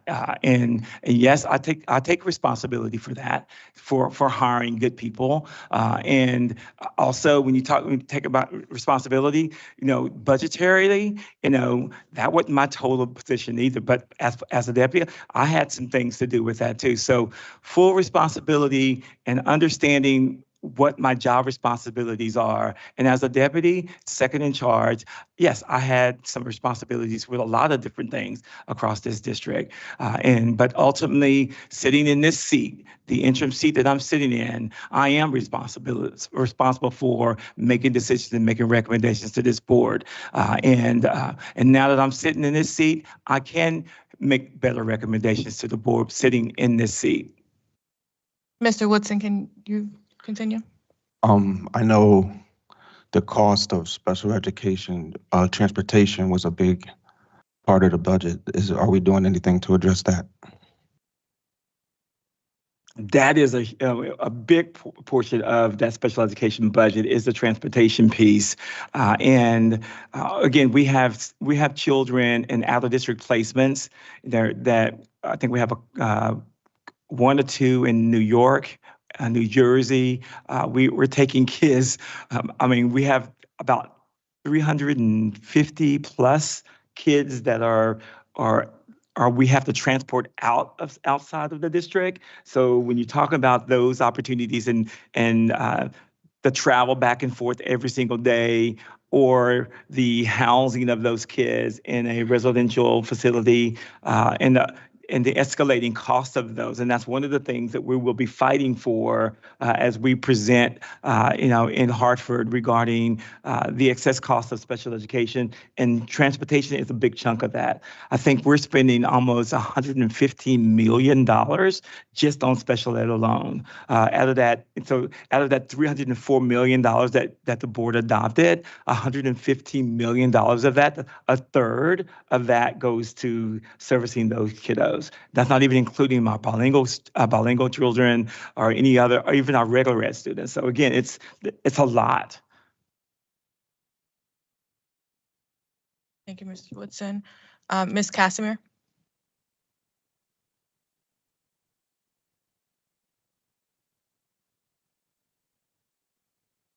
Oh, go ahead.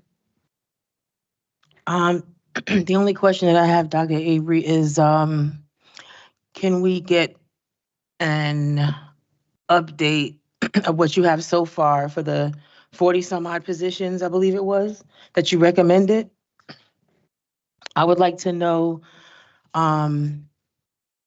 if there were new positions created for some of those people that were on the chopping blocks, for lack of a better term, to being laid off.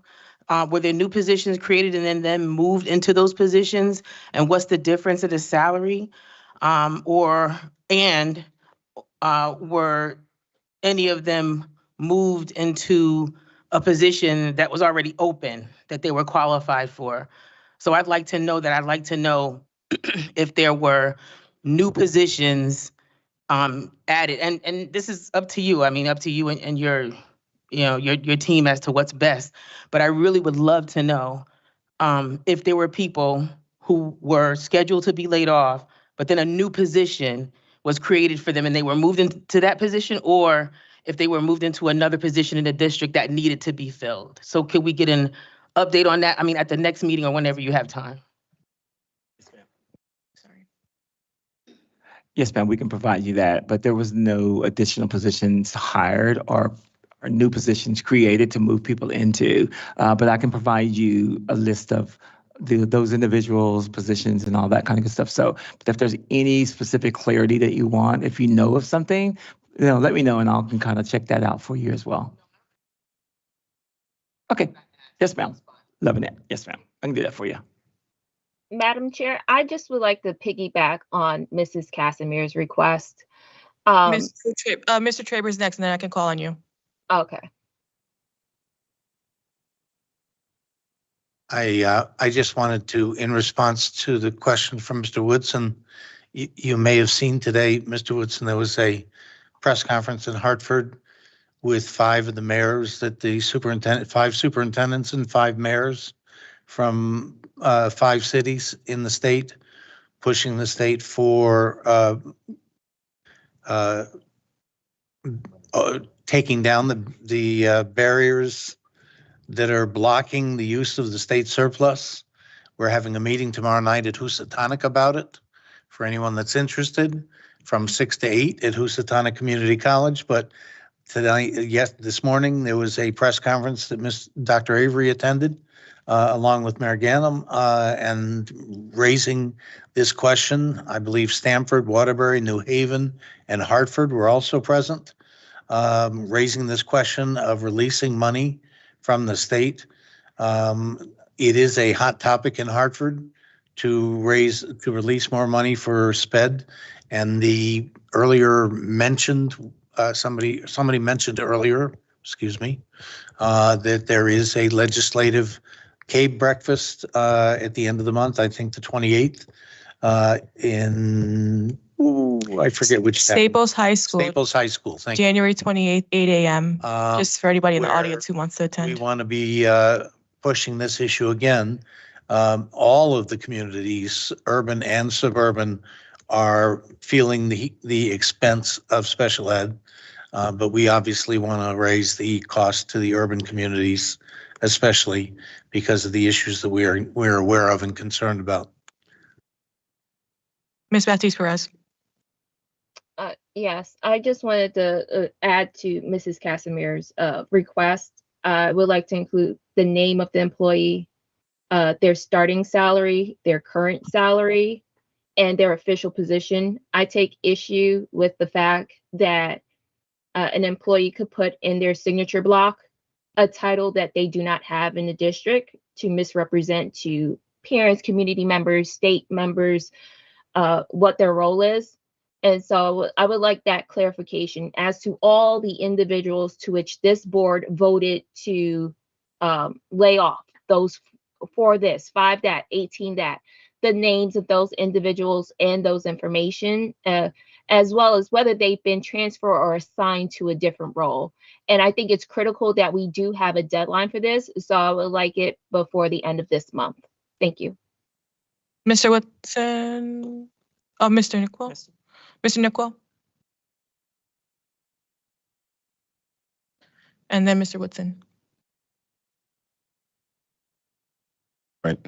Through Madam Chair, please, the last thing this board will want to do is to get into individual names. Very deadly, very, very deadly. I'd say spending more than 30, almost long-term on the city side.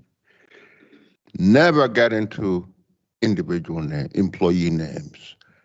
It's a no-no, with all due respect to the board. Can we have positions that were You could have the transferred? position number, you could have the positions that's been eliminated, but not an employee name. It turns out to be very, very ugly. Thank you.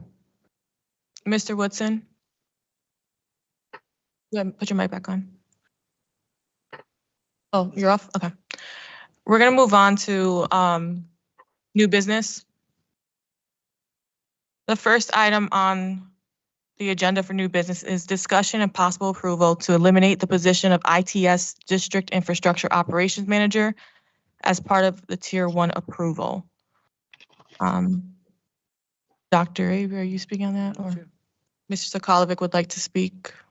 I apologize. Yeah, before we get started, I would like to make a motion to keep questions to one at a time. Let each board member ask a question before the next board member asks, because some people, we're all sitting here, we all have to drive home, so everybody should have a chance to ask a question before somebody gets a chance to ask 20. That's been moved by Mr. Sokolovic, seconded by Mr. Traber. Any discussion on that? I have discussion on that. That's a vote to restrict speech. And to restrict speech of board members, that's going to require a supermajority vote. Point of information, we're not restricting any speech. There's no limit to the amount of questions anybody could ask. We're just changing the format of the questions and answers. So that's to limit. If there's a motion to restrict speech, I will frame it as possible. I believe enough questions have been asked to make a decision on this issue. So I seek a 2/3 vote to end debate and end discussion. Okay, so this is not going to limit speech. We're just going to give one person. Everybody will ask one question. We'll do that, and then once everybody asks their question, then you can ask your additional questions. Point of clarification, is that during debate or during discussion? Mr. Sokolovic, during debate or discussion? Well, during discussion, I've always been of the mind that people should ask their questions first before debating, so they have all the information available to them. But this is something new, so we're going to discover it. During discussion. Okay. We'll take a vote. Roll call. Okay, Mr. Benahan, this is a roll call to say your motion again, Mr. Sokolovic. Motion to limit to one question apiece before asking a second question. I thought it was during discussion. Just add that to, why don't you just withdraw it and then just state that your new motion, just withdraw it, and then that way you can clarify with discussion. That's during the discussion period. It's the same thing. It's been properly seconded. I think we can vote on it as is. Your motion doesn't include, and it doesn't state that discussion. We've already got rules surrounding debate. I'm not limiting debate. I am talking about framing the discussion, which has already been adequately printed, so. Mr. Benahan? Dr. Bing? She's not here. No. Christine Baptiste Paris? No. Akisha Casimir? Ms. Jennifer Paris? Yes. Mr. Joseph Sokolovic? Yes. Mr. Robert Traber? Yes. Mr. Woodson? Mr. Benahan, yes. Okay. 6-1. That passes 6-1. We didn't, Mr. Medina, Mr. Medina want to vote? Sorry, my apologies. Mr. Medina. Yes. All right, passes 7-1. So go ahead, Dr. Avery. Hold on, let me get your mic on.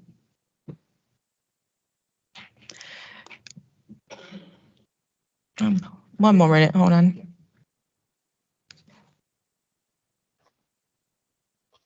There we go.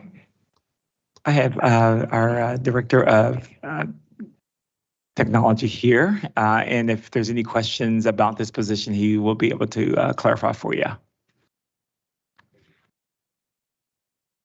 This position was originated in the first tier of cuts that we had. It was pulled off for further discussion at the committee level. We had had the detailed perspective from Jeff and his staff at the Finance Committee on the 2nd, and it was also at that point referred to the full board for tonight.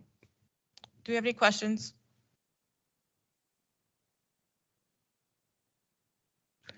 Did I hear one or no? Okay, so I do have a question. So I know that IT department has a smaller staff than desired for a district our size. And I know there's a lot of talks of bringing these positions back to pre-COVID levels, but I do also understand that pre-COVID we had, well, can you clarify how many computers were in a classroom pre-COVID on an average? You're not on, there you go, hold on. Go for it. Sorry, baby. You have to bear with me. I have like a cold. So we have roughly 33,000 endpoints right now. We had about 7,000 at the time that COVID hit that were in production. In other words, there was like maybe 2 or 3 in each classroom, and then we had like older Chromebook carts. Okay, so that I know you guys do way more than just computers, so that's just one area I'm thinking of. Pre-COVID, there was a lot less, basically. You have was that 4 times the amount now, you said? 33? Roughly. Yeah, so over that. Whoa. Oh. Do you want? Oh, sorry. My voice is shot right now. So, I'm concerned because I do know that the IT department, I think one of our public speakers made a mention, even cutting one of those services could be detrimental to the district. So I'm just concerned about this particular position because of I know from the past that the department has had is shorter staff than desired.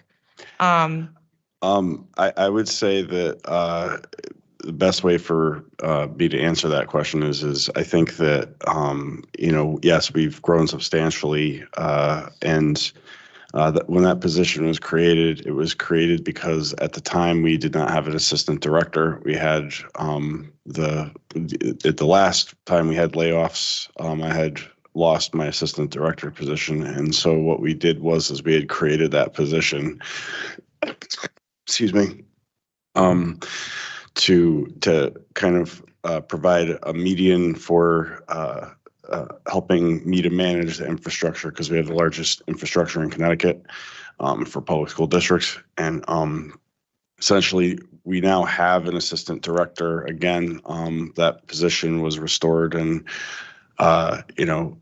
I would say that in terms of staffing, we can always use more staff. I would never turn that down, but I also understand the plight that the district is in. And I look at it from the perspective of that I'm happy that we have, as many staff as we have. And I look at the larger picture of all of the different, cuts that the district has to make. And I'm very mindful of that because I know the effect it's going to have to the kids. And so my thought on this is that I don't want to cut any positions. I don't think anybody here does, because it's one of the reasons that we're having such trouble right now. But I also don't think we have a choice given where we are. And, this is the time to unfortunately roll up our sleeves and make those tough choices. And I would say from a perspective of ITS, in the future, if the district ever found its way to where we could have something like that again, I would be greatly appreciative. But I think, I don't want to say that that we don't need a position, because we do, but it's a scenario where we have an assistant director again. And so hopefully between myself and the AD, we can keep that going. And so I would say that's the best way for me to answer that. I hope that helps to respond. Thank you. Mr. Traber?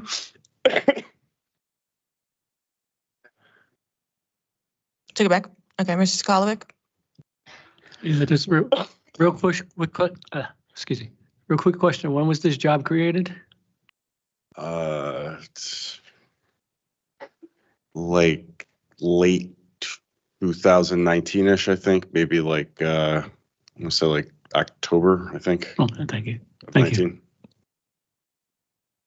Any other questions? Oh, Are there current openings in your department? Are there any current job openings? no, we have on the docket other layoffs as well. There are no openings in ITS. The superintendent and the leadership provided us, to get us to a point where we were much better staffed than we were in the past, which I'm very grateful for. Through the collaboration with the unions and stuff like that. So we do not have any open jobs right now. Thank you. Any further questions from board members? Mr. Sokolovic? Yes, motion to eliminate the ITS District Infrastructure Operation Manager. It's been moved by Mr. Sokolovic, seconded by Mr. Medina. Any debate?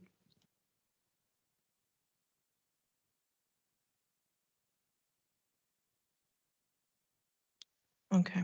If there's no debate, we'll take a vote, Roll call. and there's gonna be a roll call vote. Sorry, Mr. Benham, go ahead. Christine Baptiste Paris, Pass. Akisha Casimir. Yes. Ms. Jennifer Paris, No. Mr. Joseph Sokolovic, Yes. Mr. Robert Traber, Mr. Woodson, Mr. Willie Medina, Yes. Mr. Benahan, yes. Ms. Christine Baptiste Paris, I abstain.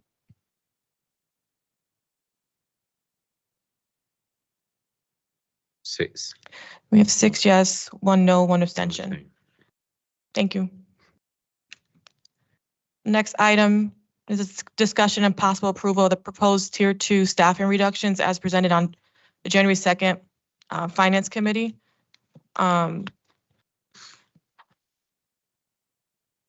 Dr. Avery did give us some updates today, so you have that in front of you. Ms. Baptiste Perez, I believe it was added to the portal right before the meeting. What was added to the portal right before the meeting?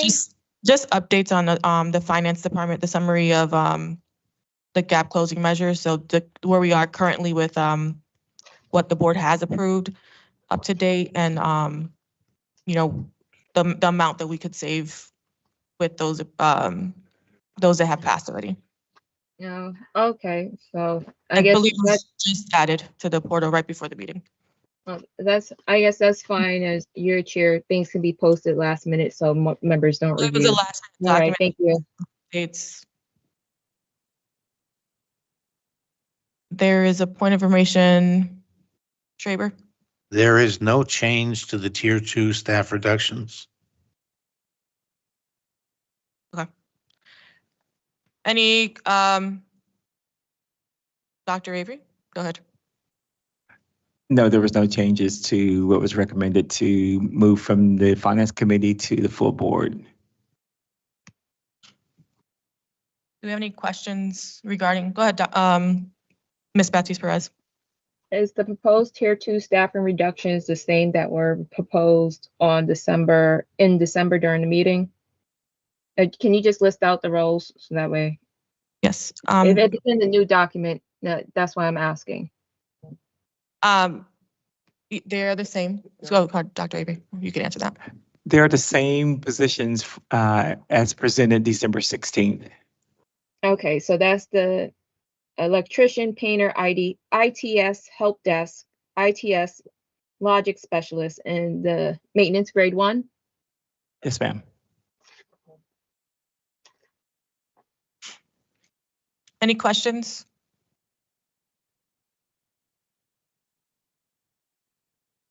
Okay. Mr. Sokolovic? Motion to eliminate the proposed Tier 2 staff reductions as presented by Dr. Avery. It was moved by Mrs. Sokolovic. Is there a second? Second by Ms. Medina. Ms. Betsy Perez, do you have a question? Your hand's still up. We're in debate. I had a question regarding in discussion. I'm not ready to use my time for debate. The motion's been made already and seconded, so it is debate. Would you like to? Alright. Okay. Yeah. And so, have we had preliminary discussions with the individuals in these roles? So that would be 18 maintenance workers, that would be the 2 IT logistics specialists, IT help desk assistants, the 1 painter. We're looking to cut 3 electricians. Make sure that's correct. That's the head count. That's the head count. So That's just the- I'm sorry, what? I'll let Mr. Costello answer that. Thank you. Well, the 10 maintainers, the board agreed to let those go by attrition. So we're not actually cutting those 10 maintainer positions. They're not going to be laid off. They're just not going to be filled when they retire, resign, whatever the case may be. We haven't had conversations with the others as we were waiting for full board approval before we discuss these layoffs with these people. And so, let's see, but maintenance grade 1, is that different from a custodian? It is. There's two different bargaining units. Maintainer 1, grade 1 are from AFSCME 1522, and custodians are NAGE. Typically, maintainers are assigned more to the BOE side, and custodians are assigned more to city side. There are custodians in BOE, but it just breaks up a little bit more unevenly with maintainers in BOE and custodians in city side. And so, when we just got notice of a resignation, that would be applicable to the cost savings for now.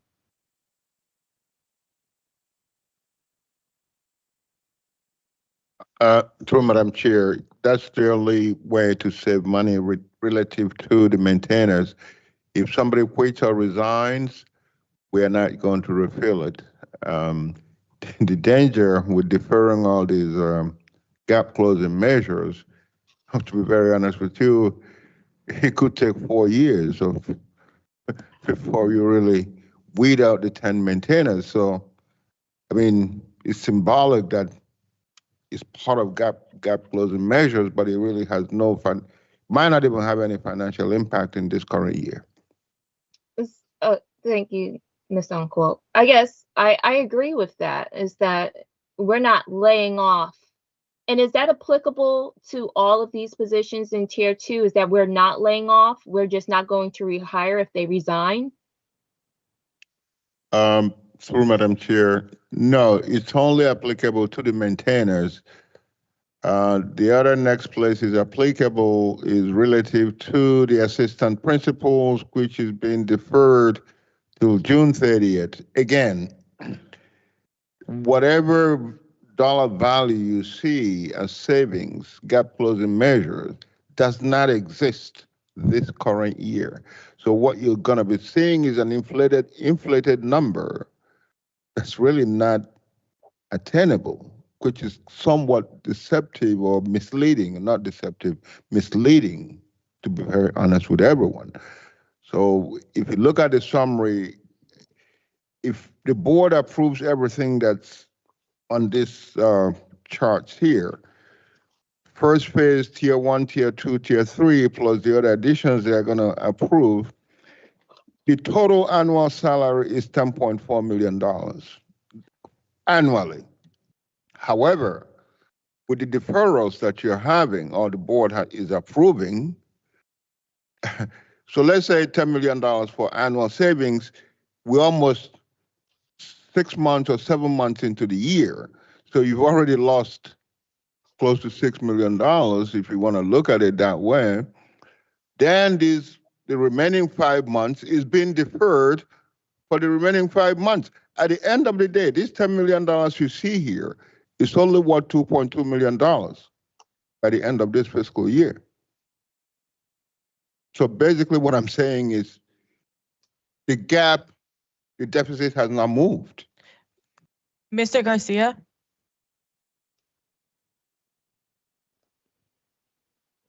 Good evening, everyone. Just want a little clarity in terms of the maintainers and through attrition. Currently, our roster has 147 staff of the 160 budgeted. The 160 budgeted takes into account the 10 additional maintainers that were hired during ESSER. So we can do the math tomorrow to figure out exactly how many maintainer positions are already gone. But the attrition has started. We haven't hired. There has been the freeze.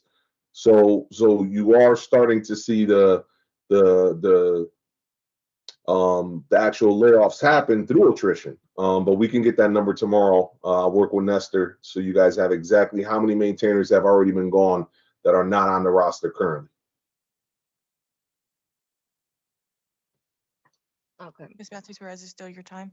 Yeah. Okay. So I guess my follow-up question is, are there 10 maintainers in mind for this, or is it any 10 that may resign or leave for whatever reason? We're not going to rehire it. It's not specifically the ones that were hired during or with ESSER funds. Mr. Garcia? No, it's as folks leave, because we do have a good amount of turnover in the facilities department. As those folks leave, we won't rehire them. We have a hardworking staff. They're the lowest paid, unfortunately, of the staff members in the Board of Ed. So we want to at least give them the grace to do this through attrition, where it's not hurting families. We understand the goal and the need, so we are steadfast in the fact that we have to make these reductions, but these reductions will be done through attrition, and I'm willing to bet that we're more than halfway there already, and we'll get those numbers to everyone. And so when you say we're more than halfway there, the information provided to us today may not be fully accurate in terms of people resigning or leaving from the maintenance side. I'm not sure, because some of these positions have been gone for some time now. So due to the hiring process and everything else, we've had vacancies. So those vacancies will be taken into account as part of the 10 maintainers that we're going to be giving up. And Mr. Garcia, while I have you here, can you just tell us what do the maintainers do, building to building? Maintainers play the almost the same role as a custodian. They can open, close buildings. They do day-to-day custodial work, work in exterior buildings, do snow, help with litter. Our staff does everything, and that includes the maintainers. So that's what they do, day-to-day custodial work. And so my understanding is that, with exception of one facility in mind that has 3 custodians, we have on average 1 custodian per building. How would that impact each facility? Is that implicating that we'll have buildings without custodians? Do we have enough for all 39 facilities? So we do have enough staff to cover all of our facilities. Obviously, facilities has been the first place for any cuts over the years. We'll be reporting on that at the facilities committee meeting through our stewardship report. We'll give you the 10-year trends of hiring, budget, everything, so you have a very clear picture on what's happened in facilities over the years. We know that we need 170 custodians to cover every shift. We know we're not there. Right now, the edict to the team is that we have to rewrite every schedule in the district. This is more work on top of more work that was given to these folks over the years due through cuts. But once again, we're doing everything in our power to bring in the kind of equipment that shaves a little bit of time off of the end of the workday to help reshape how we operate and how we're going to deliver the best product that we possibly can. There will be pain in this, because at the end of the day, there's more work than people to do the work. With that said, we have a dedicated staff of folks that work hard every single day. They show up, they do what they got to do. But once again, there's a ramification to everything that's on this list. and we will do our best to make sure that we can deliver the best product that we can to the students and the staff. And how many electricians do we have in the district? We currently have 4. We're going to be getting rid of 1 of the 4. So that means each electrician will be responsible approximately for 11 buildings each? More or less. Okay.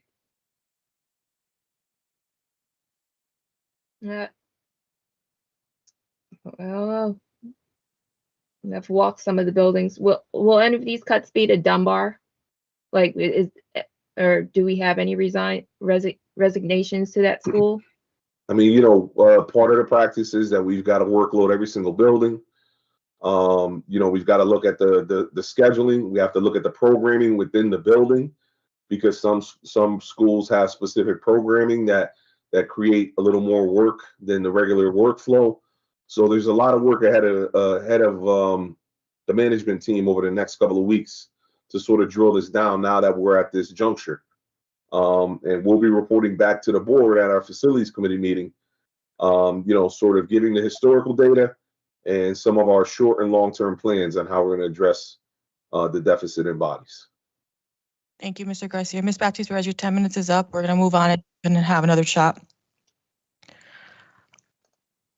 Next, we have Mr. Woodson. Okay, questions for Dr. Avery. I hear that the savings, like some of the savings that we're planning for, is not gonna be fulfilled until like 2-3 years. Is the state okay with us, not saving any money right away? Like, you're saving money 2-3 years down the line. Is that gonna help us with the state from being taken over? Well, point of clarity, there's no takeover happening as of now. So, Dr. Avery, go ahead. Just for clarity, I think the district has to be very cognizant of the deficit that we have. So we can't grab the dollars to save now. We won't be able to adhere to the deficit. So it's important as we look at positions and things to cut or save in the district, we need to do that urgently now. So, I mean, the cuts we're making, we won't see for a couple of years, right? Like when we make cuts if we make cuts to teachers and stuff like that because of unemployment and stuff like that, we won't really see any savings for like.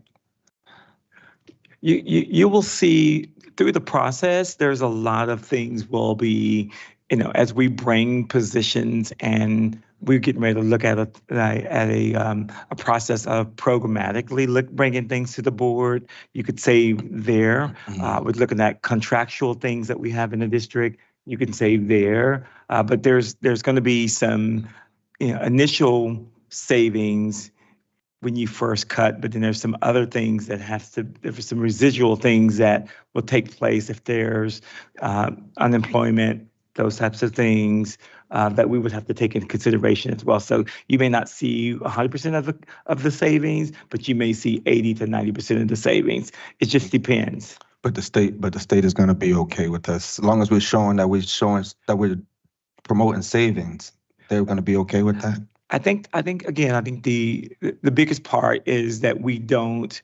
There's some statutory requirements for districts not approving a deficit budget. So we have a short timeline to do that in order to be in compliance. So that's really the goal for us trying to get there as quickly as we possibly can. We are in a legislative session this through the beginning of June. So if there's some additional dollars that the state will provide us, that could offset some of the deficit as well. So that's why the advocacy movement is to get out there and advocate for additional dollars. So again, there's a lot of things in play as we look at some of the long-term options that we have after we go through the facility studies. Those are some additional opportunities for savings that may come in year 2 and year 3 as we move to close the budget gap. Okay. But I just don't want us planning on getting money from the state because they're not reliable.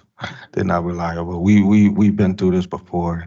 I mean, we had need in the past. The need from 2-3 years ago is the same need as we have today. So, I don't want people, putting all their cards on, oh, we're gonna get money just because we got five other cities that always needed money too at the same time. So I mean, I don't know, like I said, I don't know why we never came together ahead of time before this now. I mean, now it's kind of urgent. So I'm hoping that it works, but I don't think that, I hope that we're not planning on getting that money and putting that in our like budget. I know we're not, but I just hope, people don't get their hopes up and we just be responsible with the money that we have.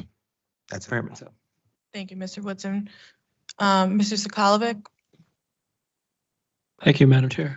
Yes, yeah, I'm definitely concerned about the cuts to facilities, especially with the condition of the facilities, having to close schools possibly, to rehab, maintenance getting away from us. Deferred maintenance is definitely not a thing. If we do in fact find additional funds, I think that should be one of the first points we bring back, is to make sure our facilities never ever get in the same positions that they are, in the same conditions. And I would like to address a little bit about the budget and how it works. The cost savings are basically unknowable. It could be anywhere from, like, when you talk about the teacher level and level with the bumping rights, to that, from that position for 1 year, if the person does choose to stay, but the person could always choose to leave, which would make it a complete savings. And even if it's not a complete savings for this year, our budget is a living, breathing document that transcends years, decades. So if we don't see the savings of X million dollars this year, we'll see it in year 3, and we won't have to worry about it in year 3, and we'll have a more manageable budget where we don't have to keep going out for money. We're not really, I see from some of the questions and some of the comments in the media, I don't think we're doing a good enough job of explaining exactly what's happening with this budget. And we need to better explain how this is a holistic document and this works step by step, and it's going to be a moving document. The numbers that we have today are not going to be the same numbers we have tomorrow, because we'll have more information tomorrow than we had today. So that's why I want us to get all on the same page. And I would basically beg the entire board to come sit in the finance committee where we could have these deeper discussions and be knowledgeable, because a lot of the questions I'm hearing asked today were answered at the finance committee level, and it's kind of redundant to ask the same questions 2 or 3 times. We all need to participate in, especially the finance committee, especially the facilities committee, especially all 4 committees. We signed up to do a job. We should have this information. We should not be rehearsing over and over and over again the same conversation, because a lot of these questions, they have been answered. I would just like to support these cuts, even though I don't like them. So that's all I have. Ms. Casimir? Thank you, Mr. Sokolovic. I'm sorry, my question was already answered. Thank you. Mr. Traber? Yes, thank you, Madam Chair. With regard to the question that Mr. Woodson asked, we're not getting state approval yet. We had a hearing in Hartford where the state asked us questions. We'll be going back and talking with the state further. Our budget is subject to the normal requirements of state law, and needing to offer a balanced budget at the end of the year, as Mr. Nakwo spoke to earlier and Ms. Siegel has spoken to in past years. And that's what we're working towards in this discussion. And we have sort of 2 concurrent discussions going on now, which is oftentimes confusing people.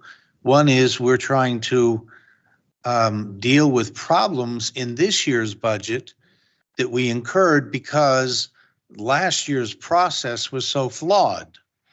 Last year's process was flawed because the budget wasn't started effectively until March.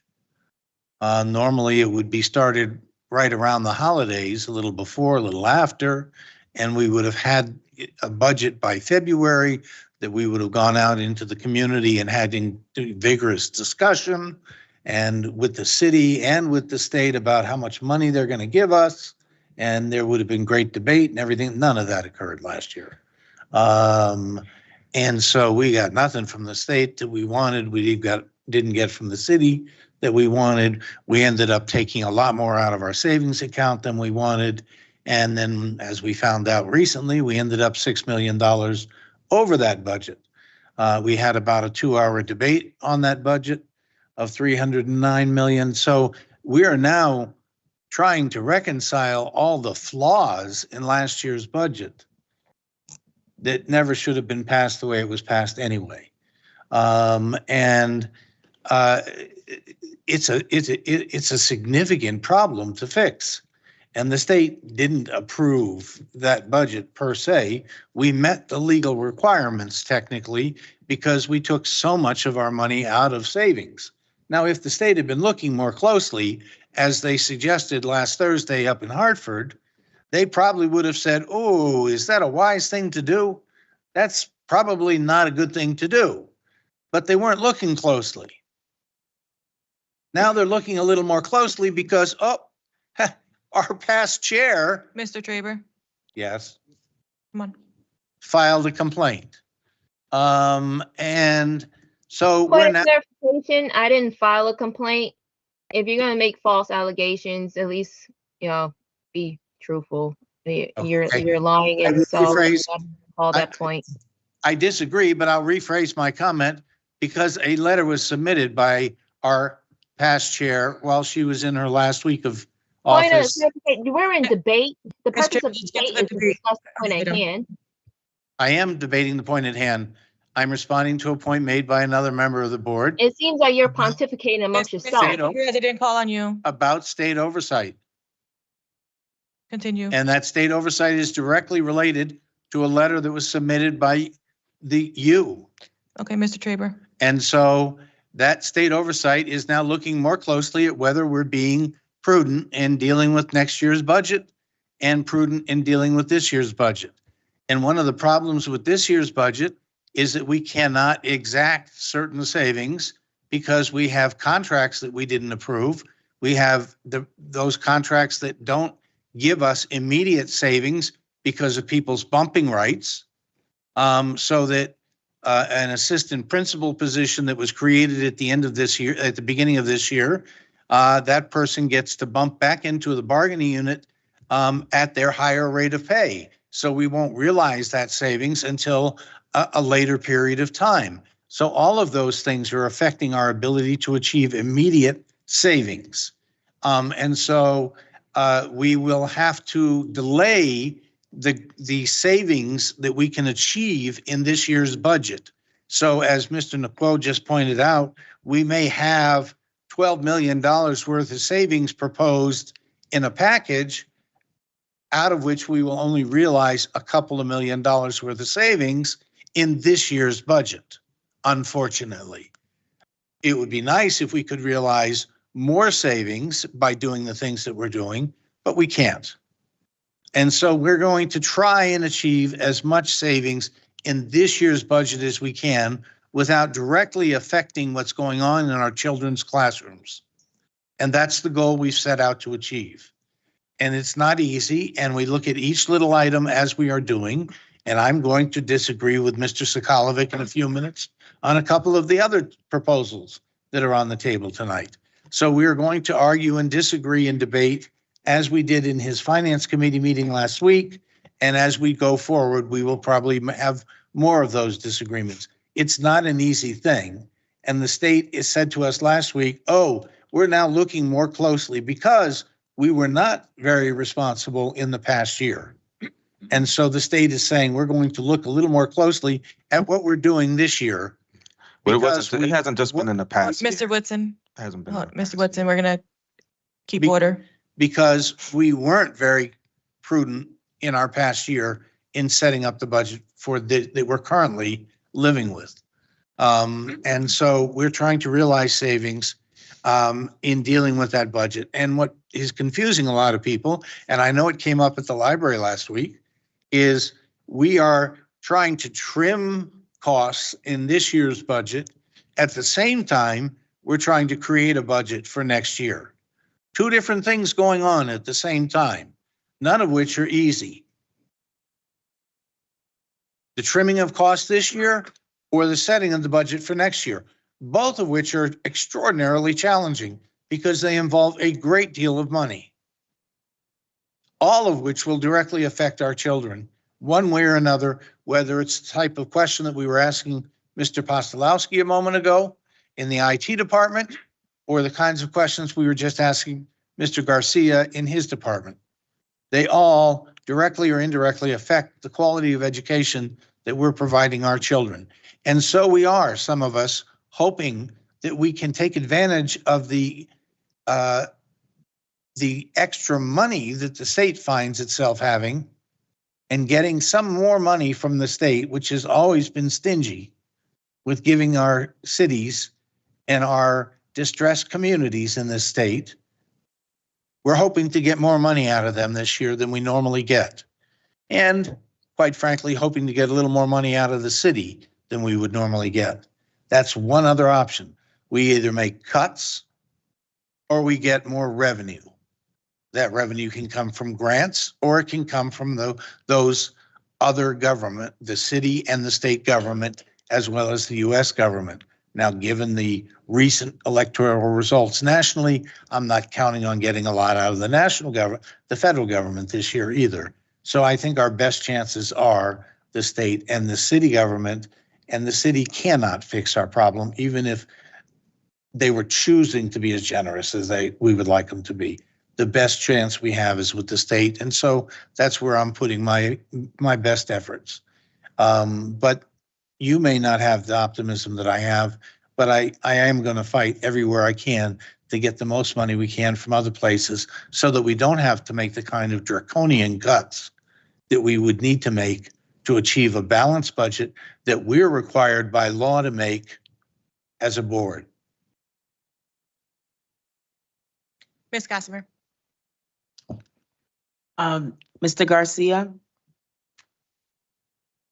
I just wanted to know how the summer intern program is going and the workplace program. Especially with these cuts coming in, I've talked to you one-on-one about this stuff a couple times before, and I know the situation that that your department is in financially with these cuts. So I just wanted to ask, I know that they're not electricians and painters yet, but for the, for the kids and for the young people that I know that you guys were hiring through the city and also in the summer intern program, just wanted to know, like, is that still up and running? Are those students, can they help, the plumber and electrician, like with anything that doesn't have anything to do with being licensed? Just wanted to know that. So we did have the summer internship program this season. We had several youngsters come through. It was funded 100% by the workplace. We started conversations now that summer internship program had elapsed. We started having conversations about other programs that the workplace has where we can get 12-month employees to help paid for through the workplace. But there's a conflict now.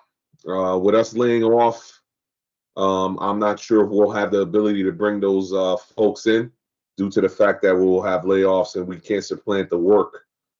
So it's something that, we've got to do a little more research on. The workplace still is very interested in doing placement here. We discussed 4 to 6 youngsters to come into the district and help out, but we just don't think we're going to be able to pull that off now due to the budget cuts. Okay, if there's anything that I can do to help with that, just let me know, okay? Thank you. All right, thank you. Mr. Banahan. I have a question for Mr. Dominic. Anyone is in the union, you're not be short, that's the first one we're calling back because of contract, right? Yes, we're obligated in most collective bargaining. Well, really, with all these positions, if we do put those positions back on, we have to recall them. Now, whether they take it or not, that's on them, but they are entitled to recall rights. Because I know we had to do a layoff, and it's not the point we want to, we don't have no choice. But I know the other employees, they will do extra hours. They will be unpaid overtime. So what's going on with that part if they pay overtime, if you're trying to save money? That would be more of a question for Nestor, but Please. as far as the recall, yes, these people, if the superintendent decides that, hey, we need to bring these people back, we need to add these positions because we cut a little bit too deep, we'd have to go through a reappointment list and go in that order. But as far as the cost out. Through Madam Chair, relative to overtime, to be honest with everyone, mathematically sometimes is the same price to pay somebody an overtime than hiring a new person. In other words, when you add the cost of the fringes, the health insurance, the Medicare, the accumulated vacation the person is going to have, you rather pay a time and a half in overtime for that short time frame and call it a day instead of carrying the load for extended time. If you run the numbers together, you find out it's the same thing. So you might as well pay. I don't want to make it public. Sometimes it's a little cheaper to pay overtime, and that's the end of that service. You're not carrying that load for the longest time. Okay, thank you, sir. No more question, Madam Chair. Thank you. Okay, so you're asking another question? Okay. So, what first you? Ms. Baptiste Perez, your second question or your second round of questioning? I just want to clarify because it's a myth and there tends to be individuals with extreme short-term memory. This deficit existed pre-COVID. The COVID ARPSR funds delayed it, and we're at this point now. And so the allegations or implications that it's happened just within this past year is false. And I'm really concerned that what I'm hearing and what I heard from Mr. Garcia is that we're cutting these, maintenance workers, electrician, or painter. These are all low level, and he just said one of the lowest paid roles. And yet we have the interim superintendent just state publicly that we spend $150 million, half of our budget, on special education alone. That's almost partial. Like, we're being asked to lay off our lowest paid employees that are already overworked. And when we're wasting half of our budget, and my concern again follows up with the past delegation. Point of clarity, are you saying wasting half of budget? I have a point of clarity. Are you saying you're wasting half your budget? He said what he said. $150 million publicly is being spent on special education, and that's higher than what we were informed. It was 115, and I don't think he said wasted. I think that was your 115 million. So a point of order of our budget. There's a point of order. No, this is my time. There's a point of order. So that's going to pause my time. I paused your time already. Debate. I paused your time already. Mr. Sokolik has a point of order. Point of order. Under the rules we've been using for the last year, it's 10 minutes in total debate time, up to 2 times. Ms. Baptiste Perez has already expended her 10 minutes speaking. No, I have not. My start time was You actually did. The first time around you spent no, 10 minutes, 30 seconds. It's up to 2 times. This is my second time to speak. And if you're just going to hide around the fact that you're being asked to lay off low-level employees when $115 million is being spent on SPED, that shows the state needs to take over this school board because we have not historically taken care of our children. All right, Ms. The fact that you think that that's okay. Your time was up. No, my time wasn't given, but that's okay because he said that publicly, which was information that was in executive session. Thank you. You can There's, look. there's an increase in special education costs. That You.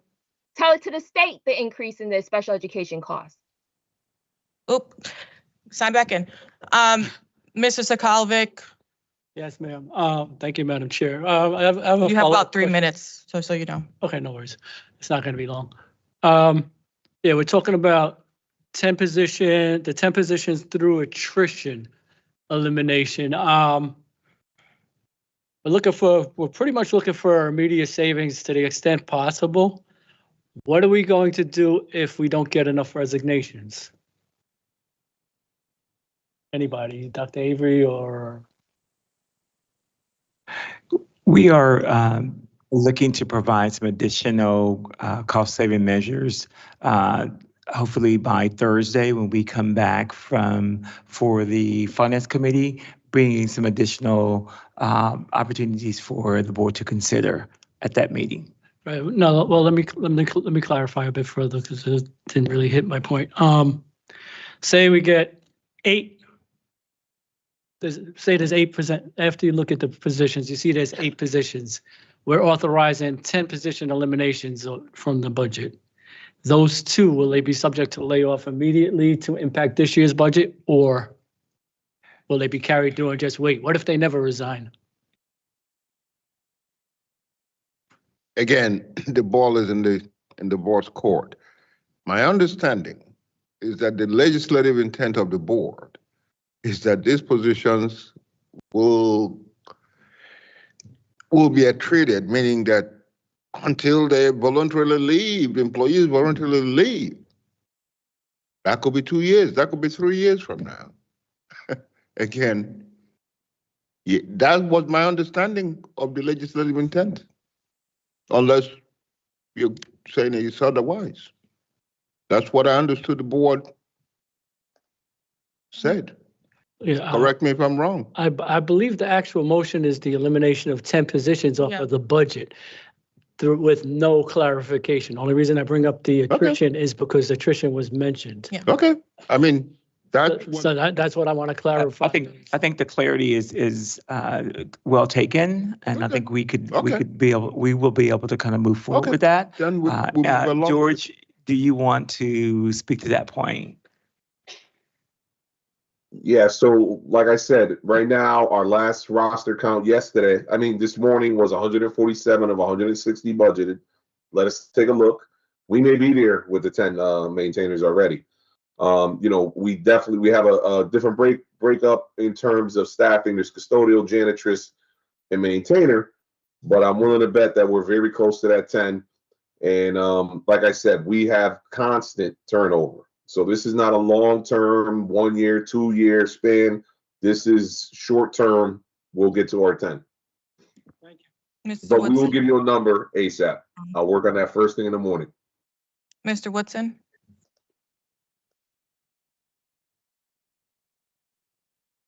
I have here, I'm looking at the meeting from January 2nd where Mr. Enquo mentioned on how the best way to save money, and I brought it up at the last meeting, how the best way to save money is to reduce the teacher-student ratio, increase it rather. Now, what changed since this last meeting on January 2nd? Through Madam Chair, the student-teacher ratio, what it does actually, you got to access the teachers by not advertising or filling vacant positions. That's all it does, meaning that you're going to consolidate the classes to have higher classes. However, we have to be very careful. We went through the whole gyrations today. Some magnet schools, conditions of the grant or building the magnet school, you cannot exceed certain student-teacher ratio. Does that contradict the contract, our contract that we have with the BEA? It has nothing to do with BEA. It has to do with the condition of accepting the magnet. No, but we have an agreement with BEA that that we have 29 I understand it kind of contradicts it if you want to put it that way. This is a state law. I think it has to do with Discovery Magnet School. I think Go ahead, Mr. Traber, for a point of information. It's not contradicting it. It's since the ratio in the magnet school is lower than 29, it's not a violation. It's actually. So what about the other 30 schools? Well, they're not as good. That magnet school is superior. What about the other 30 schools as far as filling up the classrooms? In terms of maximizing, you mean? Yes. Putting more students per class? Yes. That's a question of us reviewing. Yeah, I think that would have that to do data. with, sorry, can I jump in? I think that would have to do like with further discussion on I was possible answering your redistricting. contractual question. Yeah. On possible- So when the study comes out next month and it says that a school may be, you know, endangering the health of a student, and we have to close it, and we may have to close it, you know, do we have to readjust, or should we just leave it open and leave the kids exposed? What should we do? Dr. Avey? I think once we get the condition report from the facility study, those are conversations that, you know, we will have with the community and with this board and the finance, the facilities committee as well regarding those options. Because if children are in danger, it's our, we have to do our due diligence to make it right. And I think we will have the factual information about the conditions of those buildings. And I think hopefully the community will drive some of those decisions and conversations around, do we keep it open or not? But I don't want to count on the community again. Nope. Because Sorry, continue. because in the past superintendents that wanted to do what was right, the community stepped up, the schools wasn't closed, and now we're looking at a $30 million deficit. You know, it has to be a point in time where somebody got to put the foot down and make a stand. You know, I mean, we can't just keep saying, oh, we're saving $1 million here, we're saving $1 million there, but that has to add up to it. We don't want to be taken over by the state. That's not the goal. No, are we more loyal to our union contracts? Or we more loyal to the students? I mean, I don't know. Thank you. Just want to make a point of clarity. Two things. One person mentioned a takeover in the media. There's as of now, that is not on the table right now. There's still things that have to go. The process has to happen first, and that's not on the table right now. A second point of clarity. I just want to I heard it said that we're wasting $150 million on special education. Special education not a waste. All students deserve a free, appropriate public education, and that was. I'm hoping that's not what was meant by that. Mr. Traber, your time. You have about a minute left on your time.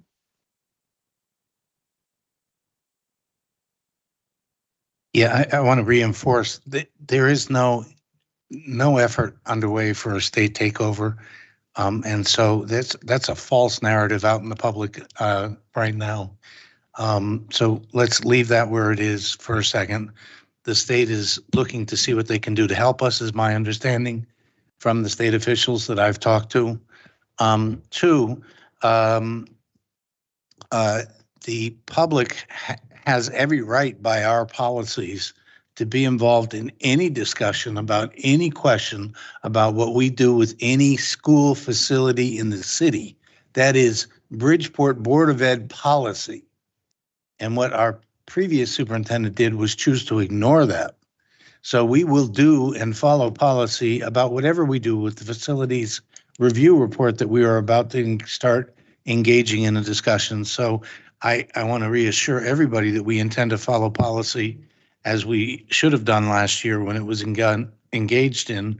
So those two things are out there. We will follow policy, and we will work cooperatively with the state in whatever way they choose to help us, but there's no takeover discussion in this community. Thank you. And I'm not sure if Mr. Woodson meant just last year's conversation about school closing, because I think this has been an issue for over a decade in terms of different school closings. So, but I do think community input is important for that. With that said, I believe, unless Mr. Benahan or Ms. Medina have any further questions, everybody else has asked 2 rounds of questions. So we're gonna go ahead and take a vote on this. Just all in favor of the proposed cuts for tier 2, say aye. Aye. Any opposed? Would you like a roll call? We haven't made a call yet to vote. You haven't been called yet to vote.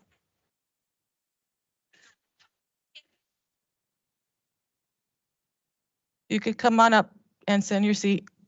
And when you're called on, you can make your point.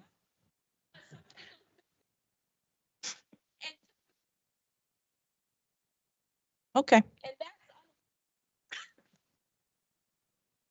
All righty. Mr. Benahan, go ahead.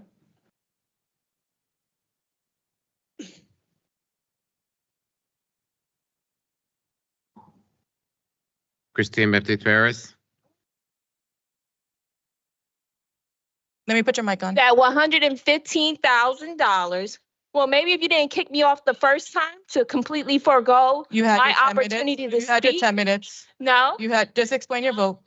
the right to explain. You do. So if you could just be quiet for a second so I can. Miss finish my Baptiste, vote. you can make your vote, about or that's all. I'm gonna pass. Okay, pass.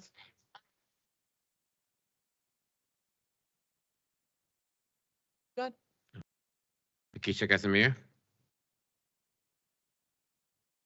Yep. I didn't hear you. She's abstaining.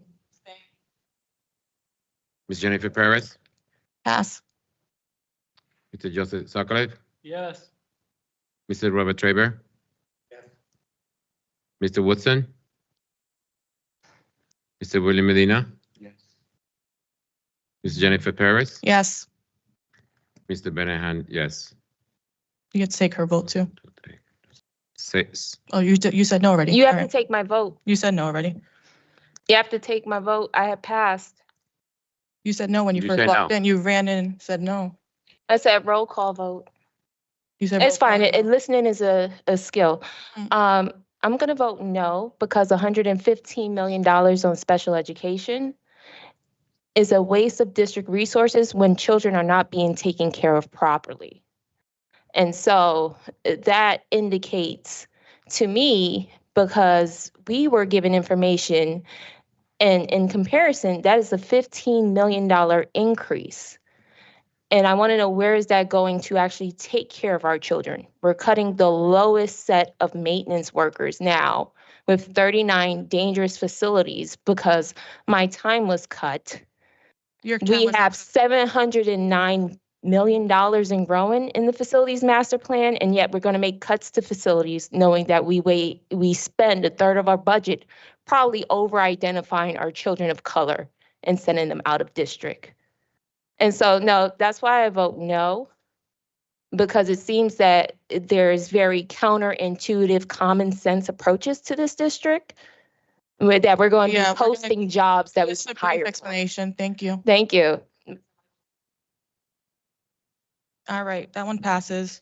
The next item on the agenda is the discussion and possible approval of the proposed Tier 3 staff reductions as presented at the January 2nd, 2025 Finance Committee. Is there any discussion on this one? Dr. Avery, go ahead. This proposal is exactly the same proposal that was presented at the December 16th meeting. Thank you. Any discussion on this one? Mr. Woodson?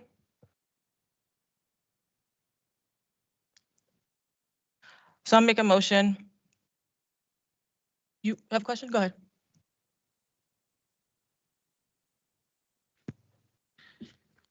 Yes, I just wanted some clarity about the bilingual Can you speak liaison. to the microphone? It's a little bit. Thank you. Just want to get some clarity Thank you. about the bilingual liaison business an office teacher. Is this the same position that, I'm not sure if it's the same position I'm thinking of, but is this the person that goes out to non-English speakers, like for instance, like Spanish speakers, goes out to their house to help them like find an apartment because there's a language barrier, and she goes to meetings with them? Is this the same? Do you want to confirm that?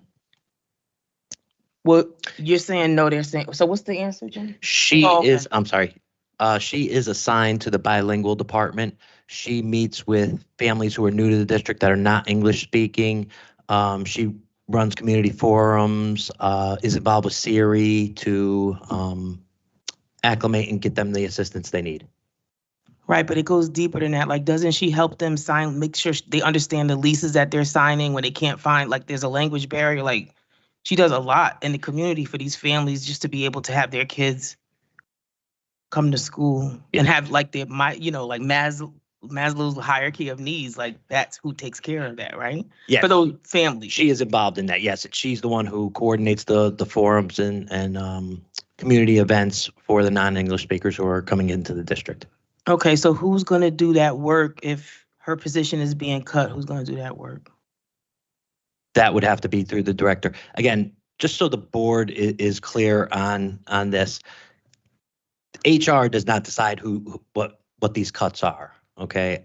We facilitate them, but as far as the making of the cuts, that's not an HR function. I could provide to you, what these people do, but as far as the plan of what's going to happen from here. Right, no, I get it. It's Okay, not your, okay, it's not, yeah. you're in Right, your so power. I but I'm would just say- trying to explain to the Madam Chair. parents and to the public that how important that this Yeah. position is. That's all I was doing, and I wanted to make sure that I had clarity Got it. about it. Yeah. I think one of the things that whenever we're looking at cutting positions at the higher level, one of the things that's key that I've tried to do is look at who's going to replace to provide those services.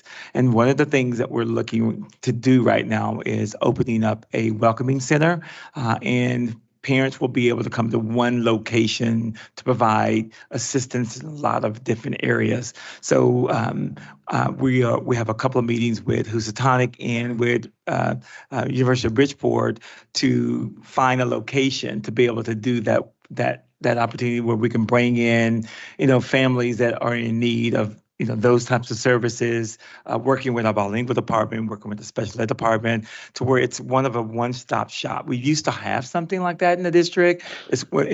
So really being able to expand upon that, because we need to service our families and provide a one-shop area where they can go to fulfill some of those or ask questions on how, and then working with our partners. We have a lot of community partners that are willing to provide those additional services at no cost to the district in order to be able to kind of work through. A lot of our community partners know that we're in a financial state. They've been reaching out, trying to figure out what else could they do to expand the services for our families, and that's a good thing, and I welcome that. So again, as we look at these positions, I have to figure out how are we going to transition away from these staff members into but still providing or enhancing the services that we provide. Yeah, so that's good that there's a plan to help with the the new parenting center that's going to relaunch. But between this person leaving and that happening, are the community partners going to step in? There's an influx of Spanish-speaking families that that are coming in every week. Absolutely. And it's like, okay, so who's going to take care of that from the time this person, if the board votes on this person to get cut, who's going to take care of that from the day that person leaves until we launch this parent center that you just talked about? Well, I think that's another, opportunity for me to engage in the director of bilingual services and looking at exactly how that's going to transition and the caseload or the options, the opportunities that this person has over the next couple of months, and make sure that we have that coverage. And that's just with everyone. But I definitely understand where you're coming from. I think that's important. And we do have other people that will be able to, pass the baton and kind of help out a little bit in the interim. And I think that's going to be the important piece too, because I'm looking to hopefully to have this newcomer centers up and running by the time we start school next year. So that means getting a good, clean runway come June and July to where so we can start welcoming these parents into the center. So again, we're talking about a small month, a couple of months to where I'll make sure that we have that coverage. Thank you. Mr. Woodson? I think us being a board of mostly minorities, we should table this decision until, we find out a plan, until we, because Spanish speaking is real important in our district right now. Got to be able to communicate. That helps the kids come to school. So Mr. Woodson has made a motion to table this conversation. Ms. Baptiste Perez has moved to second it. Has seconded that conversation. That motion, I'm sorry. Any debate on that? Oh, we can't debate that item, sorry. So let's take a vote on that. It's gonna be a roll call vote to table the proposed tier 3 staffing reductions.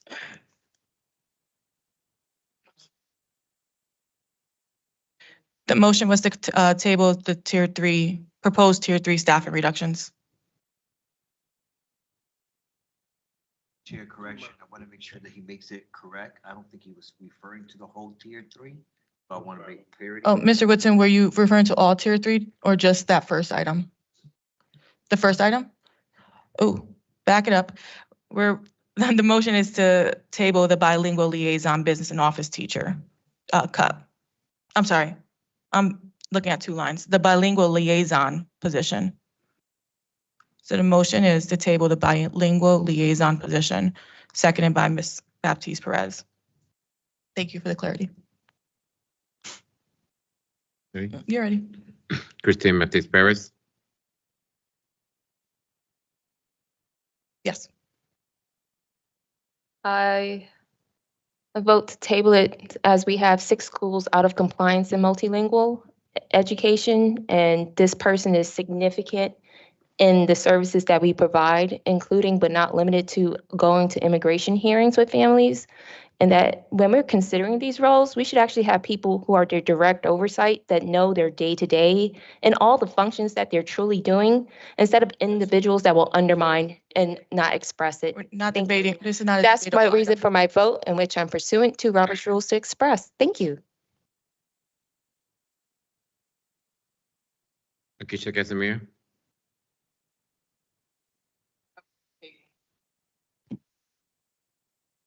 Ms. Jennifer Perez. Pass. Mr. Joseph Zogale.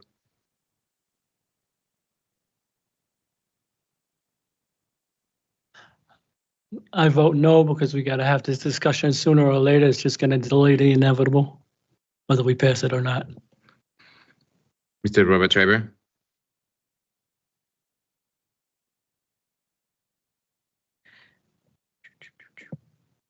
No. Mr. Woodson. Mr. William Medina.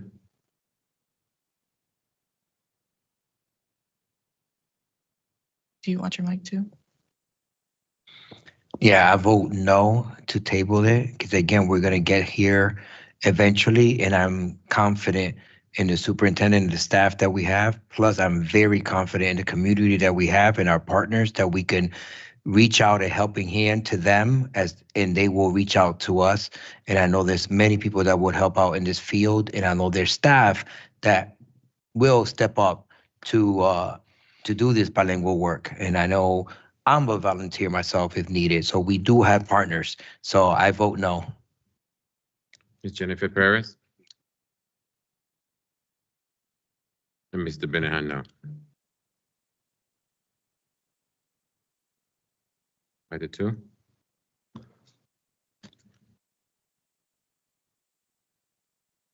Mr. Sokolovic? Yes, I'd like to make a motion to approve the proposed tier 3 staffing reductions as presented by Dr. Avery.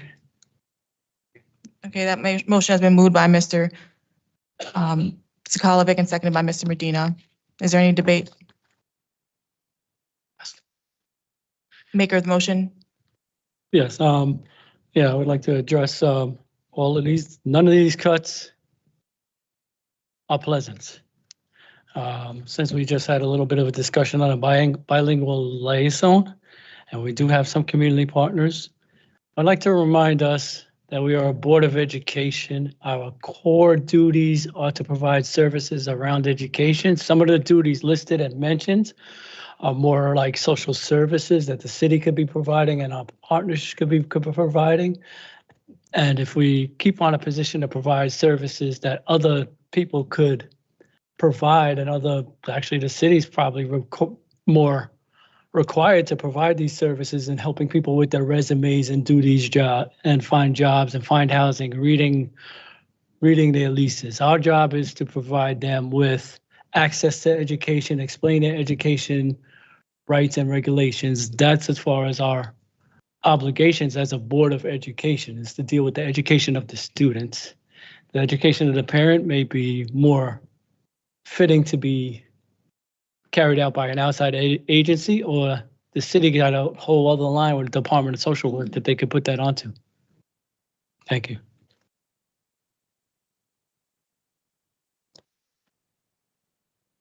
Ms. Baptiste Perez, can you click your mic? You go. Go ahead.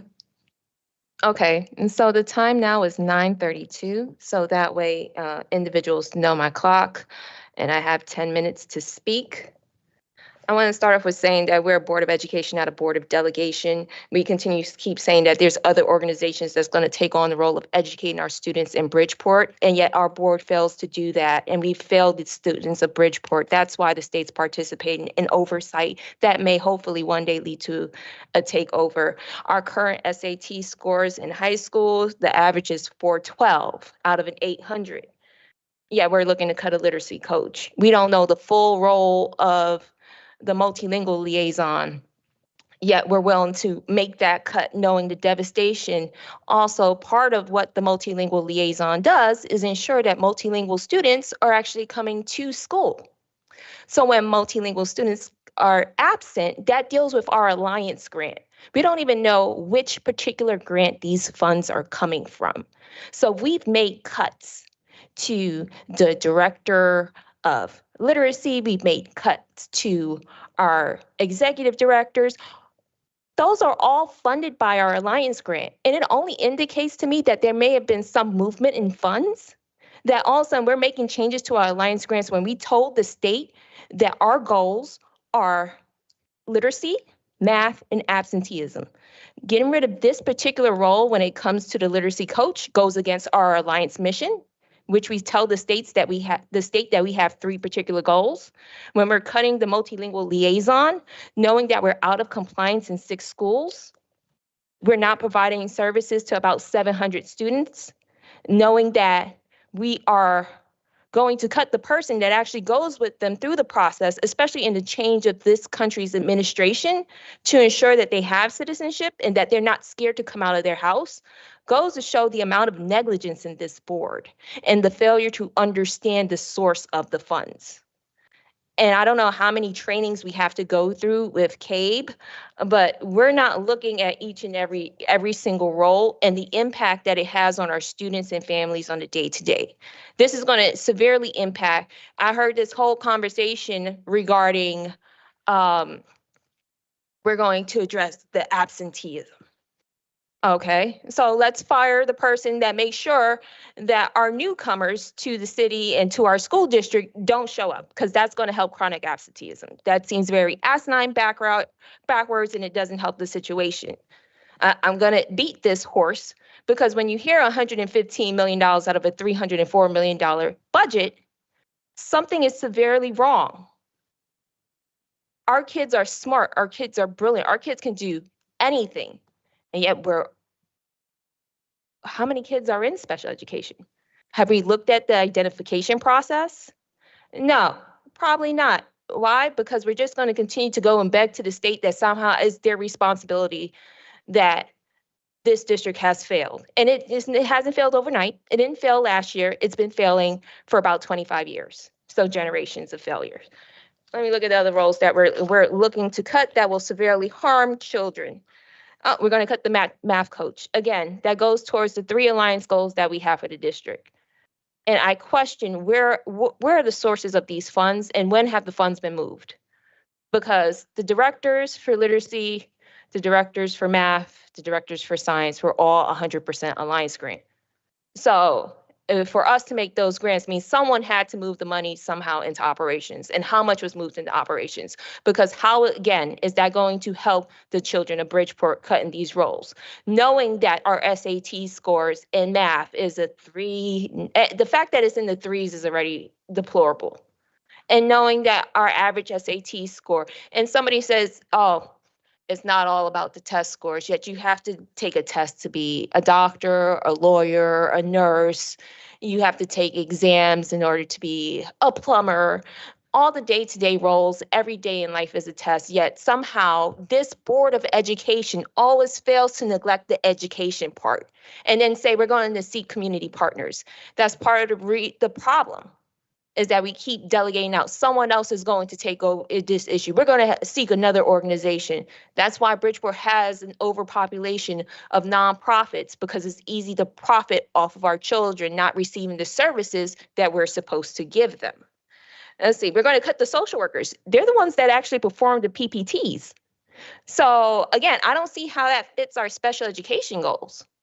So we're going to cut the social workers that perform the PPTs among a plethora of other services. The literacy coaches, oh, I forgot, multilingual also is in charge of testing to see whether our multilingual students are able to go into an English setting classroom, as well as go into or needs additional services.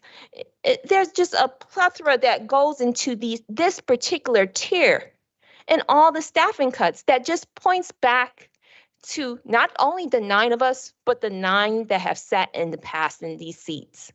And that the fact that we're making these cuts, again, I believe will severely harm children. Let's see, multilingual, literacy coach. I want to know where in the grant this money's coming from. Where in the funds? How is this all operational when they were originally designated as Alliance when I was chair? That's fine. If you guys think about it, because, I noticed when I was at home, there was an issue, ironically, with math and keeping time.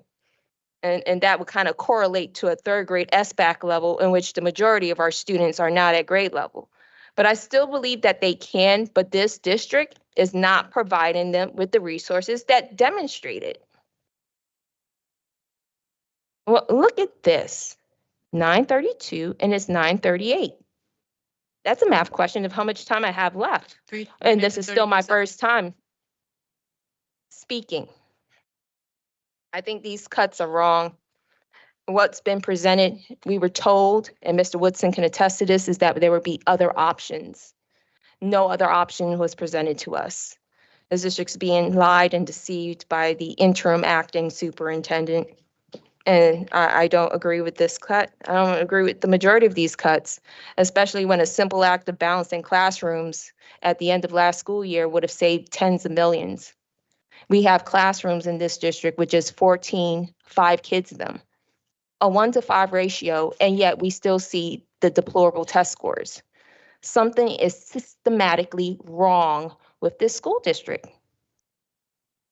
And I thought that if we had a qualified superintendent come in, that would change it. It only has opened my eyes up to the plethora of problems, which is why I had to report and inform the state.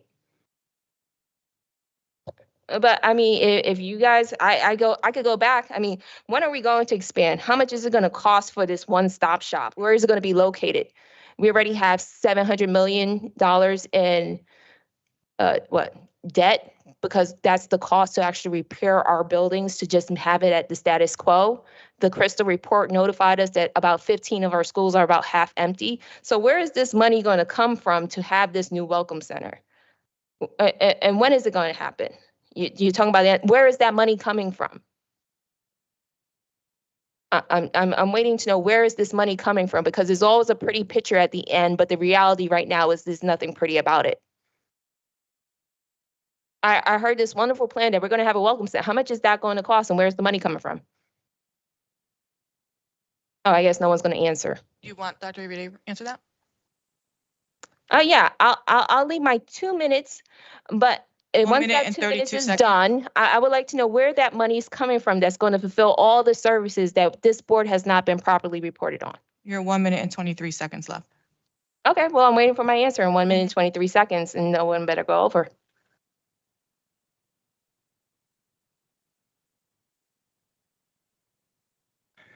Madam Chair, we are actually working for looking at a partnership with them at no cost to the district to be able to have a facility for us to take our staff into the facility to run the facility. So right now, we're on the preliminary stages of it. We have a meeting on Thursday to kind of work out, to take us over to look at the site for possibility of being able to use the site if it's adequate enough for us to be able to use. So we will work out some of those things here over the next couple of days and be able to bring back. Again, this was a concept that I was working with Mr. Carafa on. We've finally got them to give us a date to come together to have a deeper conversation. And so again, those things are going to be worked out. And sorry?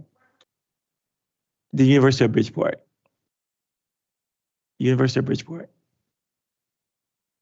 I need my mic on. The last conversation I heard is that it was with Housatonic. This seems to be very, very preliminary. How can you guarantee that Housatonic have not gotten back with us on. So this is very preliminary then, because as of probably the other day, it was Housatonic, and now I'm hearing University of Bridgeport. And that's my time, and I will not be wasting it. I have another opportunity to speak.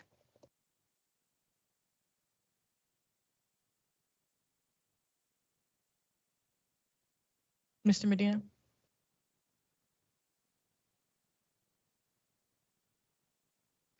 It's very interesting how all these different things and oversight are being brought forward now, but while people were in position to put things in oversight, but yet then create messes and throw things up at the fan and to the wind and give no oversight to this entire board and accountability to this entire board, all of a sudden wants to throw up all these hypotheticals and all these questions and questions people's positions and their jobs and what they're trained to do and their qualifications. But while they're qualified, they can't do the job that they're qualified to do or supposedly do. So again, this oversight, let's just start with the budget. The budget itself was set up for $309 million, but under the ex-superintendent and the board chair and the chair of the committee has overspent with no oversight whatsoever with this board, but yet wants to bring forth people to try to do the work that we were able and willing to do, but yet they want to talk about the mess that they created that we're trying to fix now. So I implore the community to really get together with us and to work together with us. We know that you guys are out there that are willing to do the work. We know that there's staff in our schools that are willing to do the work that needs to be done. We have capable people right now that are just need a chance. And before everybody was calling for a chance, but yet when we're trying to ask for a chance with an open floor, an open community, and being as open as we can, no board is perfect. Everybody's dealing with this issue across the state. Everyone's dealing with this issue with shortfalls, with education. Like we said, we're looking at our raises for special ed is going up, but we're never getting enough money to cover the excessive cost every year that is coming into our district. But yet nobody wants to talk about that and say that's the cause of the problem. Yes, money doesn't create the answers for everything, but when you're trying to build a house and you're trying to build a house with $10 compared to $100, what is the difference in that house? You can tell the difference. I sat down with multiple people in organizing and painted as a little kid with crayons and marker what an ideal school looks like. And then we wanted to talk about, okay, stop. You already painted it. You already drew it. Now what's inside the school? And that's what we're trying to make sure that we can protect those things that are inside the school. And we have people out here, we have shining stars in this community that have been doing some of this work. And then when everybody wants to talk about these positions, some of these positions were not even here in the district back in 2020. So post-COVID, they weren't around. So we were doing this work. Some people were doing this work, and I know that we can do better together. And we're trying to ask the community to be patient with us. We're trying to fix the issues that were not taken care of while other people in authority, in leadership positions could have taken care of this. And look at this. We tried. I've been in this board since December 11th. We tried to ask the questions. You guys can go back to the film, just like my colleague did. Go back to the film and go back to the recording where we asked to sit down and talk about every position. We could have done some of these cuts and some adjustments already. That way we won't be in the position we're in right now. But yet, while we were in this position of wondering how we're going to budget this 309 that we did have budgeted at that point in time, without oversight, they continue to spend money in excess of $6 to $7 million over without oversight of this board whatsoever. And that was done by the ex-chair, that was done by the ex-superintendent, and that was done by the ex-chair of the finance and personnel and policy chair. So I just want to make sure. Go ahead, ma'am. There is a point of order. Ms. Betsy Perez. The point of order is,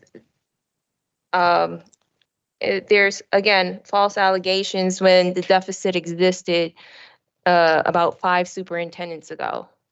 And it's been held off by ARPS or funds. And so this continuous overspending allegation is not only is it false, but it shows that people can be elected to this role and not know the history of the board or its finance and show that they're limited. So that's Okay, my Ms. point of Betsy. clarification. Thank you. Are you done? Thank you. It's interesting how people want to say limited. Math is math. The numbers don't lie. Miss. Numbers don't lie, guys. If you want the numbers, come and see me, come and see us. We have it all out there. Okay, it's clear. Our CFO clearly said it many times. We're just trying to fix the problem that way we can actually breathe and then start building together. That's all we're asking. Back us up 1 minute. Let's do this together. I'm talking to the whole board. I'm talking to the community. I'm talking to the leadership, but we need more from everybody, including this board. Thank you. Thank you. I do want to make I will say there has been a lot of attacks on the previous chair and previous chair of the finance. It takes 5 votes. So there's a lot of us that are accountable to that budget. So that would happen in the past. We passed the budget as a board, and we have to stop calling out. We already know what happened in the past. Let's move forward. What's the plan forward? Mr. Woodson, and that includes my vote. I was a part of that vote. So, Mr. Woodson. Yeah, I think it's really important that we just establish where the debt started. I don't want to keep talking about the debt. Like I said, I just want to, get past, not even get past. I want to handle it like a responsible citizen. And if it calls for, like Mr. Sokolovic, he was calling for an audit a couple of weeks ago. Hopefully, we're moving forward with that. But we need to stop definitely accusing people of stuff. But if you're gonna accuse somebody of something, at least let it be true. Like I said, the debt has been there. That hasn't just got here. Let's stop saying that. Stop trying to make people on this board look bad, because the truth is that the damage was done years ago, and one of the people that was on the board was sitting in the crowd a couple of hours ago. He's gone, but those are the people that we should be talking to. Joe was on the board. We should be asking him. What's going on. It's not our fault. So I just wanted to make that clear. Thank you, Mr. Traber. Unquestionably, Bridgeport Public Schools have been underfunded for generations.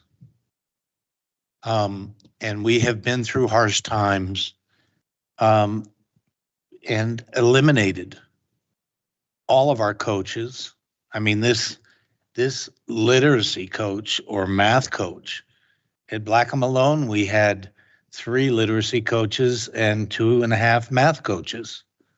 Now for the district, we have 1 literacy coach and 1 math coach.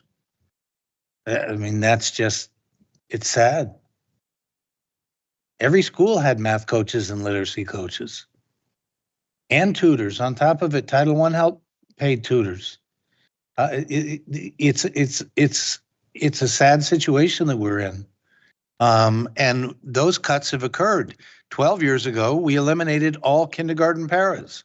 With the help of the ESSER money, we replaced some of those.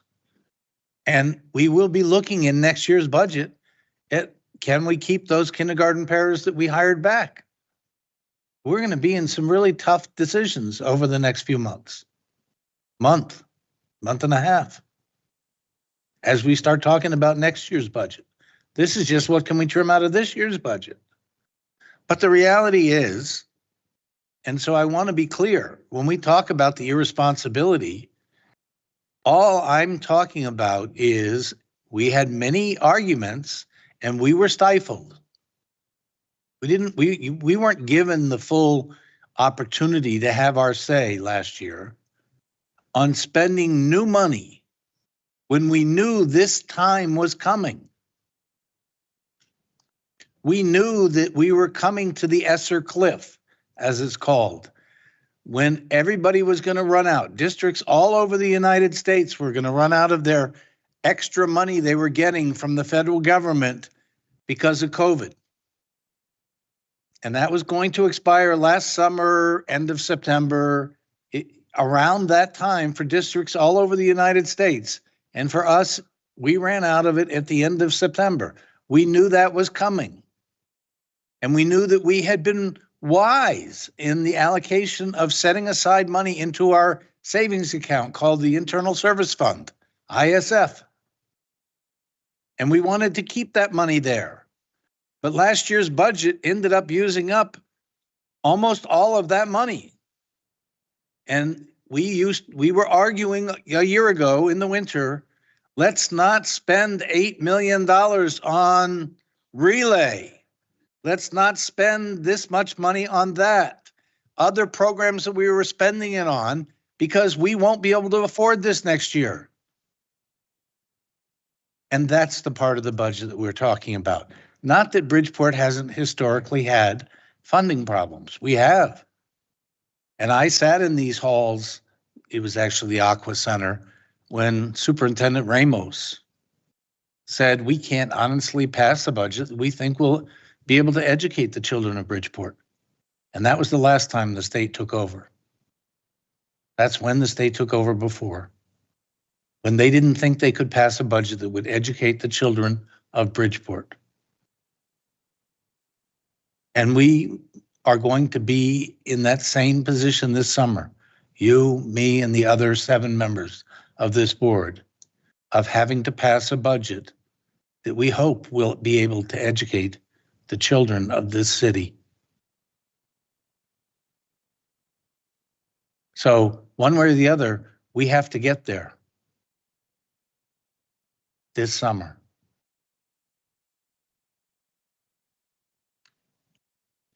All right, so anyone who hasn't spoken yet? All right, we're gonna go back to Ms. Baptiste Perez. All right, so again, I'm gonna go back to this budget. I'm surprised at the implication that individuals don't know our alliance goals. There's been numerous meetings with the prior superintendent with a group of 4. That the fact that the failure to ask those questions, a reflection of those members. Again, we're giving individuals promotions, an increase in elevations and titles. I want to know where that money's coming from, or is it just a title change? Do you want that answer? No, I don't. Okay. Right now I'm talking, so please don't interrupt unless it's a point. You know, there was a plan. There was a plan because we have students attending a facility that was built 30 years after the end of slavery and never renovated, never modified. And yet that school can house about 500 kids, give or take. I'm going off of memory. And yet only 20 students attend the facility while paying the full price. That was proposed in the plan for that facility to close. We also have facilities over 100 or nearing 100 years old with mold, asbestos on the floor that, imagine a maintenance worker just using the power mop on it. That creates a health hazard that's publicly available and that has been made public. And this board voted to keep those empty, old, dilapidated schools We have a open. point of information. We'll pause you. Oh, hold on. And then I'm not going to Do waste you my want your- time on I hearing paused you. I paused you. She has her time, but she is expressing misinformation that is not.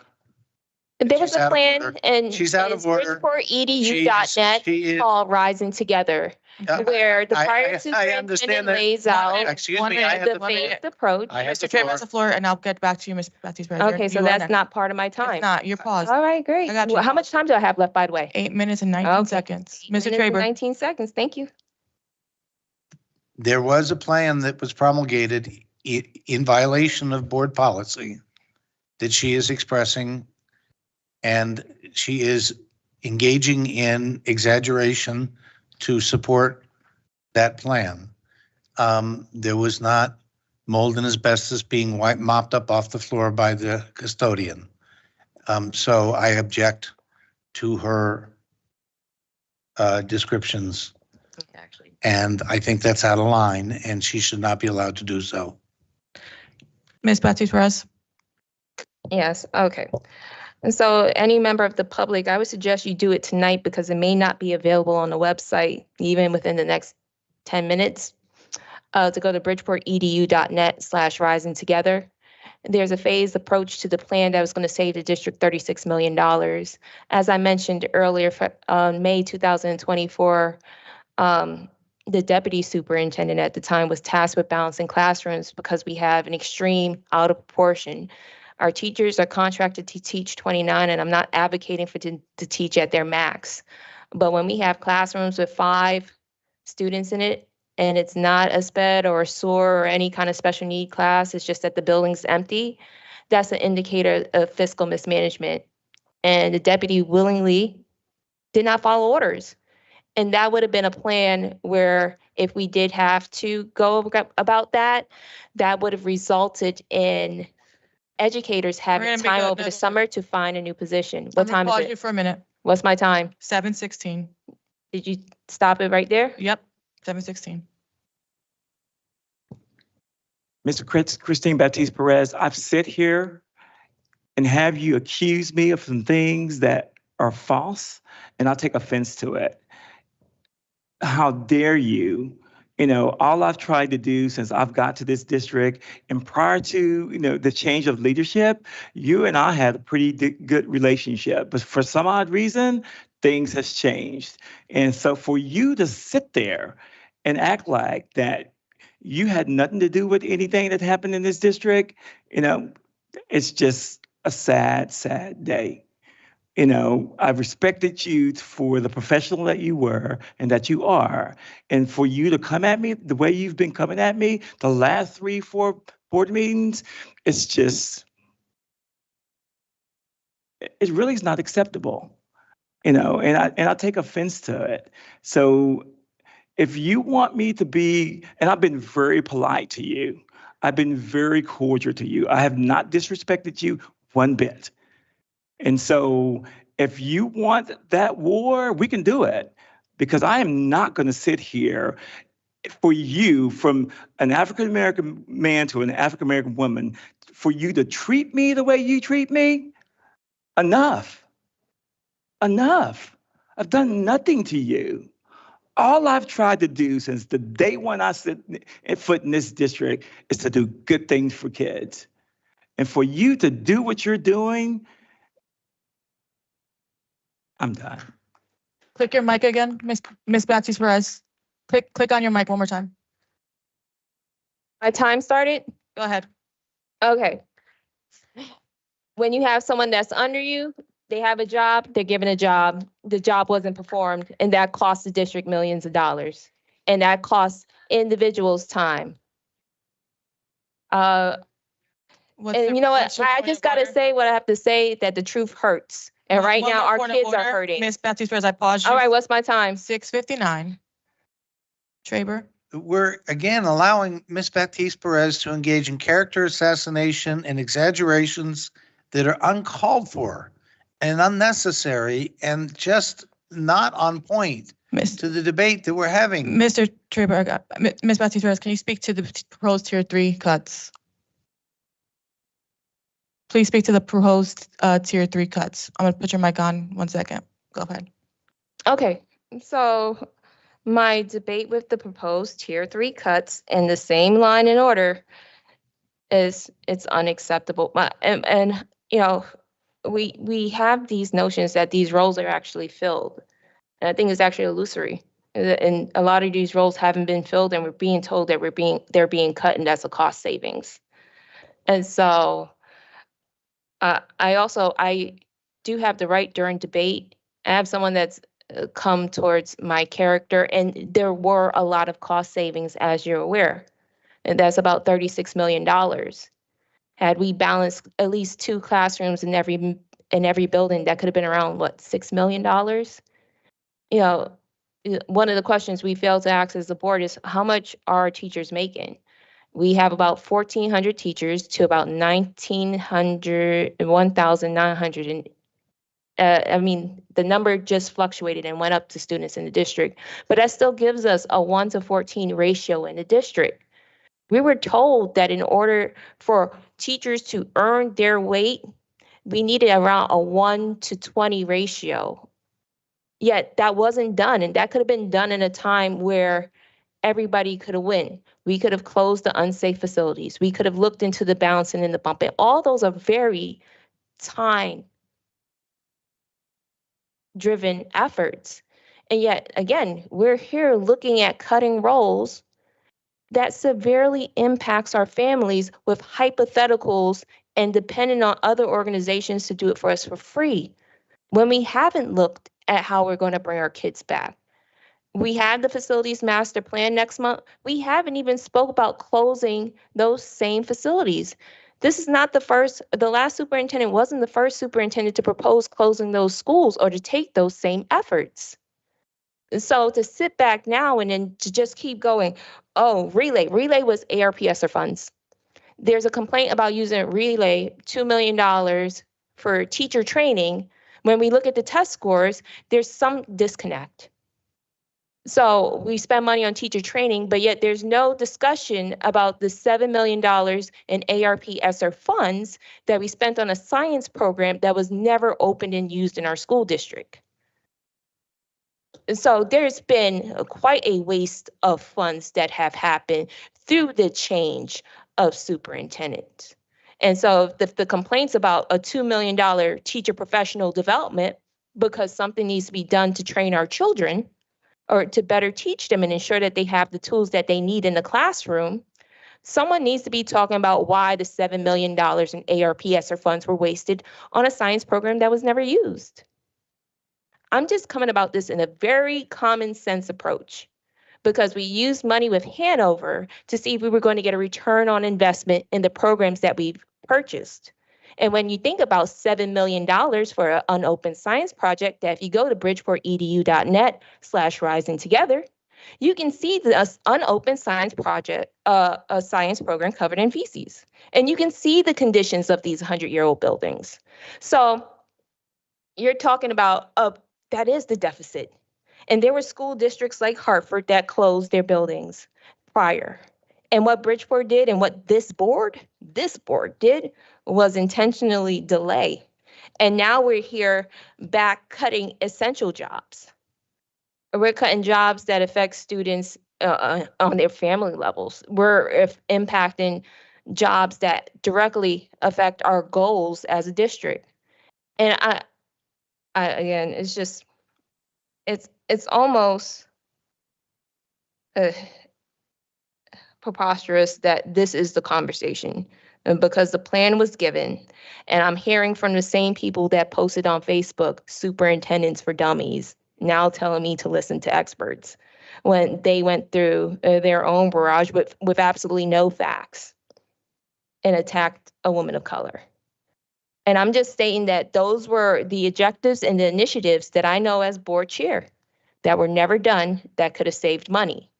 But now we're here looking at these low-level cuts, and our children continue to suffer. And I mean, Board of Education is not a board of delegation. I don't see much education happening. This is just to keep us in the black. I don't see how these cuts help with improving student outcomes. And every single role we need to see, how does these cuts help student outcomes? And they don't. Thank you. I do also wanted to clarify, if it was Dr. Avery's responsibility to reassign balanced classrooms, if he wasn't doing his job, his superior should have brought that before the board. We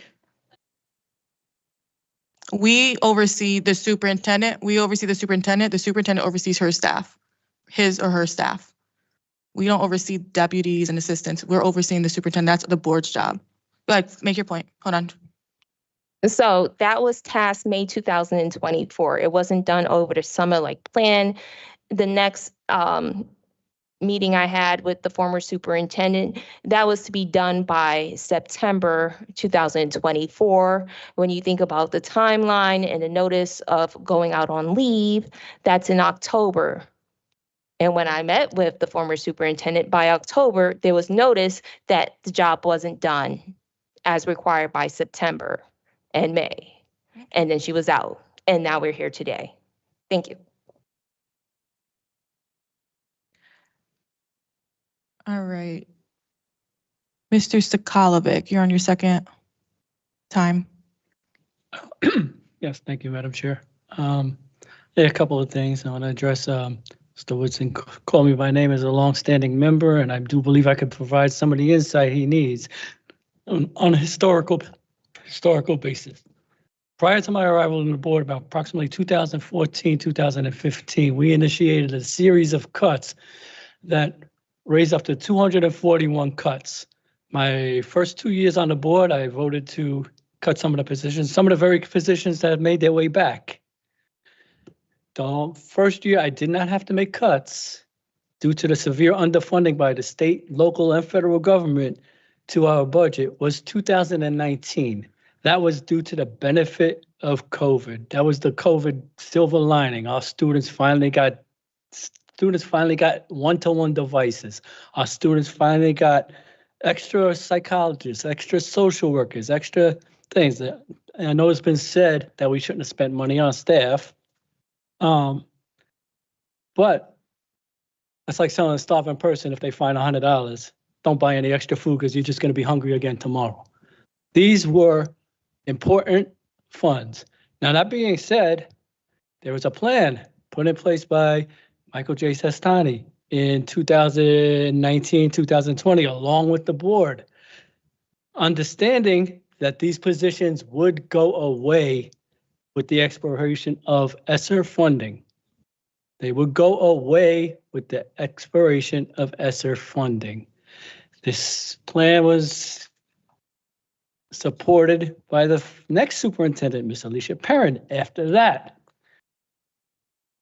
it was understood this money would be evaporating and it would have to be, some positions could be moved to operating budget, but that was not wise because we were operating at a deficit. Anybody who has been paying attention to the budget for the past 4 years, they can see that we were operating at a structural deficit that was being helped along by the COVID funds, that we did not have to make those cuts because some positions in the operating budget were shifted over to the ESSER budget as allowable by law, as allowable by contracts. Line item transfers made from like a psychologist that was on the operating budget, it was moved into the ESSER budget.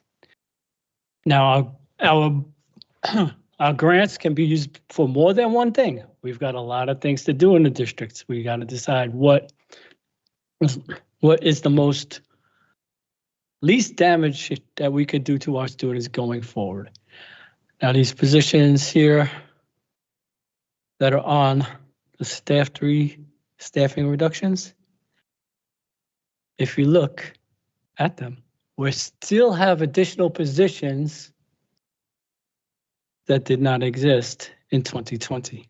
We're still in better shape than we were in 2020, following the plans put in place, not even following the plans to the full extent, because there's still an extra couple of positions in some of these areas that did not exist in 2020 that we were supposed to be drawing down.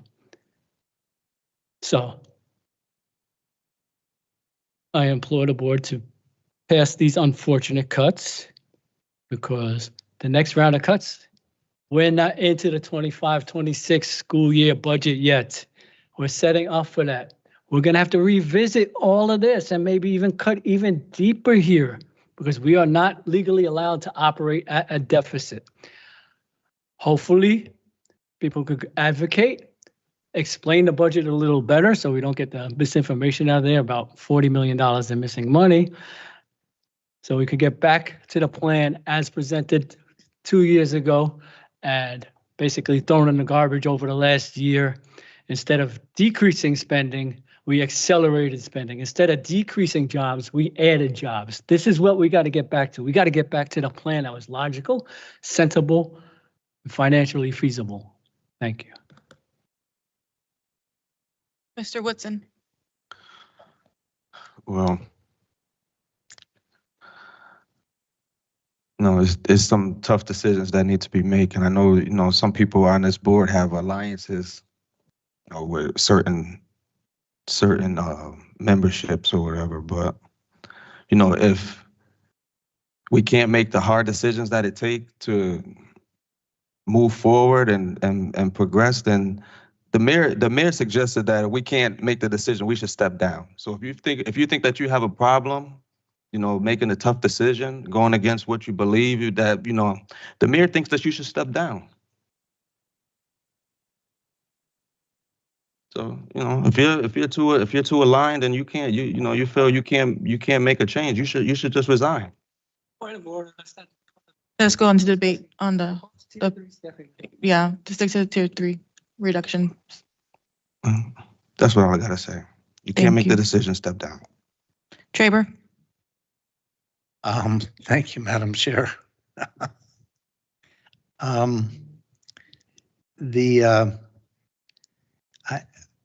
The revisionist history that we have been presented with tonight is nothing short of stimulating and entertaining. But it is important to note that one of the problems that we experienced in the past year is that we have a set of policies and procedures which go through a committee and are presented to the board and get voted on by the board. And those policies and procedures tell us how we are to conduct ourselves and do business. And those policies and procedures spelled out very clearly how we are to go about considering and deciding how we do things like close schools. And that was not followed last year. So the public reference here to a plan that was dropped out of nowhere on the district last year was in complete violation of those policies and procedures. Those rules are like laws. I enjoy the fact that a lawyer explains to us that this Mr. Traber, let's not engage in the personalities. Continue on the tier 3. Thank you. Staff. I enjoy the fact that we are being told that a plan was presented to us that we should have followed when we hadn't followed our rules. We teach our kids that they are to abide by the rules of the school and class as we teach them. And yet, as an example or as a role model, we presented them a plan that didn't follow the rules of our district. And people objected to not being given the proper notice and respect that those rules required. That was to be expected. And anyone that expected to get a reaction otherwise made a bad judgment. And so now we are going through a process which is good for the district, using the census tract to do a demographic study and using the additional money, as Mr. Garcia has said, to do a facilities review that we hadn't done in well over a decade. So it is a good process that we're going through now, and we will see where that leads us with regard to our facilities and whether or not that's a good or a bad idea. I would point out too that you can Google maps of Bridgeport and see that the east end of Bridgeport, the three demographic areas where we were going to close schools, are the fastest growing areas of our city. So it is not necessarily a good plan to close 3 out of the 4 schools in the fastest growing demographics of our city. So There's a point of clarification. I Mr. just want to say Faber? that we are not necessarily, Mr. Chaber, pause. pardon me? There's a point of clarification. Go ahead. According to bridgeportedu.net/rising together, there was not a phase to close. The Dunbar School was to be converted to our adult education hub, so that way we could stop paying rent to the diocese, and that our adult education fund or school is actually a profit. Also, on our last Crystal report that was sent out, approximately the entire student body of Dunbar could fit with probably plus or minus 25 kids entirely inside of Tisdale. Also, I would just, for clarity, refer to the content that's in the demographics study in terms of the growth within the city. Thank you. Mr. Traber. Thank you, Madam Chair. So in any case, we need to follow our policies and procedures. And so I'm glad to see that we are going to do so now. And I'm sure the parents and the members of the community in those neighborhoods will be happy to see that's done too. Thank you. There any, Mr. Britton, you spoke twice already. Anybody else like to speak? And we're gonna go ahead and take the vote. It's gonna be a roll call vote.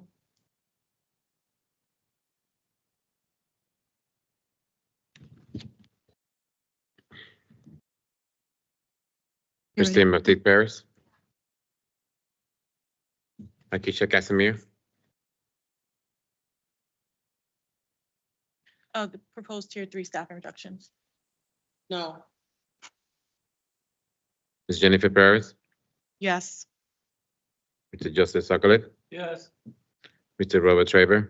Yes. Mr. Woodson. Mr. Medina. Yes. Myself, yes. Ms. Christine Baptiste Paris. I vote no because there still hasn't been any presentation regarding those unsafe facilities and whether they're going to be open again. And that's not even being projected. What's being presented is that we're going to keep all 39 facilities, whether empty or not, open. And that's not fair, and it's a big cut, and it's devastating to our students, especially our multilingual families, who rely on the services and the help and the need. And I'm sorry for the big disrespect, especially with the change in the presidential administration, that this district that is known for its immigrant population will not be serving those people or those students and families. That one passes. Next item on the agenda is discussion and possible approval to eliminate the position of Director of Athletics as recommended by and approved by the Finance Committee on January 2nd, 2025. And Madam Chair, go ahead. I'd like to make a motion to move items D and E, to move them, I'm let me think how I want to say this. I've hit that point tonight. I'd like to refer them to my committee on instruction and support services for discussion at the committee level before we act on them. Can I get a second to that motion? Can I request that you add item F to that motion as well? If not, I'll make the motion.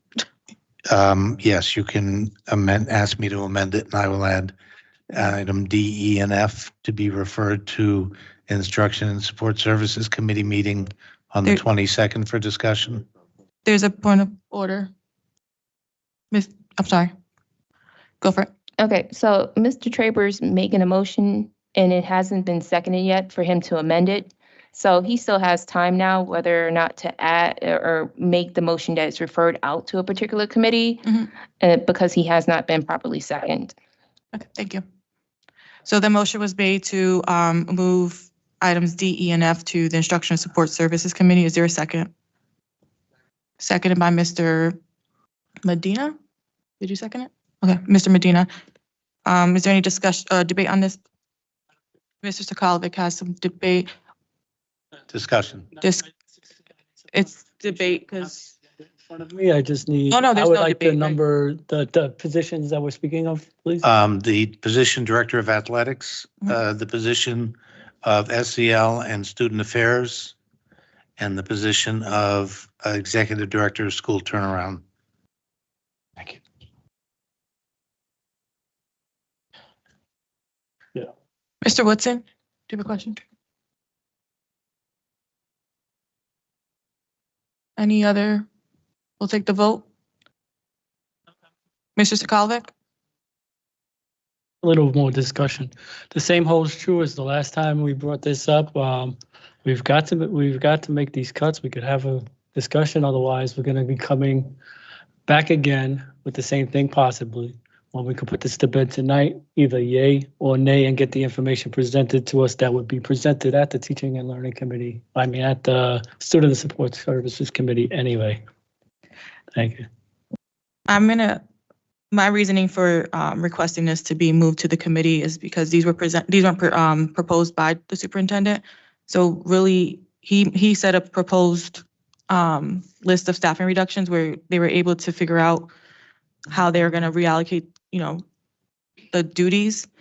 At this point, I don't think we've given him enough time to really prepare how he would reallocate a director of athletics or the position at SEL and student affairs. So that's why I would love to go back to committee where they can have time to actually vet these out more. These recommendations were not made by the superintendent. Mr. As the Traber? maker of the motion. Yeah, you have the right to speak first. Go for it. Thank you. Partially, I did inform Mr. Sokolovic at his meeting last week that I was going to ask for this with regard to the position of SEL and student affairs, because I was concerned about how this would impact instruction and support services, and wanted to have a further discussion of this. These are new cuts that had not been proposed in the original proposals made by the superintendent. And so I wanted to have a greater discussion about how this would impact the provision of support services in particular. So I understand Mr. Sokolovic's urgency, but I also wanted to have a longer discussion. And so that's why I wanted to move it to my committee before the next board meeting, to have that discussion at my committee meeting next week. And I, in a discussion since then with the chair, we had a discussion about the athletic director position vis-a-vis the heated debate that we had a short while ago about the middle school athletic program and sort of how that might be impacted by cutting the athletic director. And the lack of existence of a middle school athletic program, and whether or not the athletic director position could be something that would help us continue to reestablish a middle school athletic program for our children. And so I wanted to have that discussion before making a decision as to whether or not that position should be eliminated. I know what the chair, I'll let the chair speak to her edition of the school turnaround. I know what we discussed at the finance committee meeting about school turnaround. And the chair can speak to that issue because she's the one that wanted to add that to this motion here tonight. Like I said, these were positions that weren't brought before us by the superintendent. So I would like greater clarity on the positions and how they would really affect the district if they were cut. Ms. Baptiste Perez, you're next. Oh.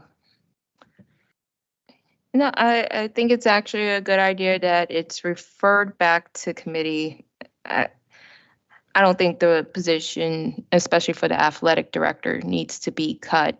In particular, that we have two of our schools that produce the most NFL, NBA athletes that are not part of a conference for over a decade, that precludes students from the opportunity for scouts being recognized for all state. By the very nature of not being part of a conference, there's little issues with regards to the building-to-building management. I attended the basketball game at Hardin High School this past Saturday. Only half the bleachers were open. And when I had a discussion, and I won't name the individuals in the schools that I spoke with, but administration, the key was lost, and the key's been lost for over a year. And is it beyond role? Is that really something we should expect our teachers to be spending time with? Or the athletic director district-wide is like the principal for athletics. And talk about building opportunities for students. I had the opportunity to actually talk to him, the potential for getting into more competitive conferences, the discussion about a swim program, all these ideas that not only make Bridgeport more competitive, more marketable, but also it engages our students to want to stay in school, come in school, and stay along the entire journey. Because we do have a lot of kids and I've met a lot of parents that stated that by the time it's time for high school, they're looking for alternative routes for education, whether it's outside of the district, charter school, private school, regional technical schools, because there's not a lot of opportunities being presented. And when you think about it, 2/3 of our major schools, because you got to think about the children that goes to Fairchild will go to their district school for sports. Preventing them from those athletic opportunities severely hurt them, because athletics is a way for students to deal with coping with all kinds of stress. And I've met plenty of people that talk about how sports kept them in school, that the thought of cutting the athletic director when there's some really petty, small issues building to building that keeps our students not only from playing the game, but actually just sitting down in a safe place to watch it, in my eyes, it further necessitates the role. And if that needs further fleshing out, it may be helpful to actually have the individual there to talk about what they're doing. And I'm focusing on athletics. And maybe this is something the board should do for all the roles, is, what they're doing, their source of funding, how that impacts the district, especially with sports. Because you think about it, academics, we're not really hitting it. We have an after-school program for the arts. And then where are we with sports? And again, I think one of the biggest sense of pride for Bridgeport is all the great athletes that it's produced, and a lot of our great athletes that are poached off to other districts to play for like St. Joe's or Notre Dame or Kobe.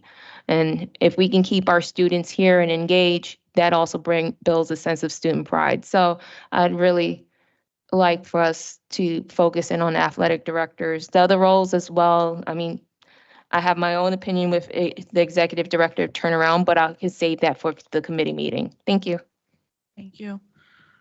Mr. Woodson. Oh, I'm sorry. I'm out of order here. He hasn't gone yet. Mr. Woodson, you went already, right?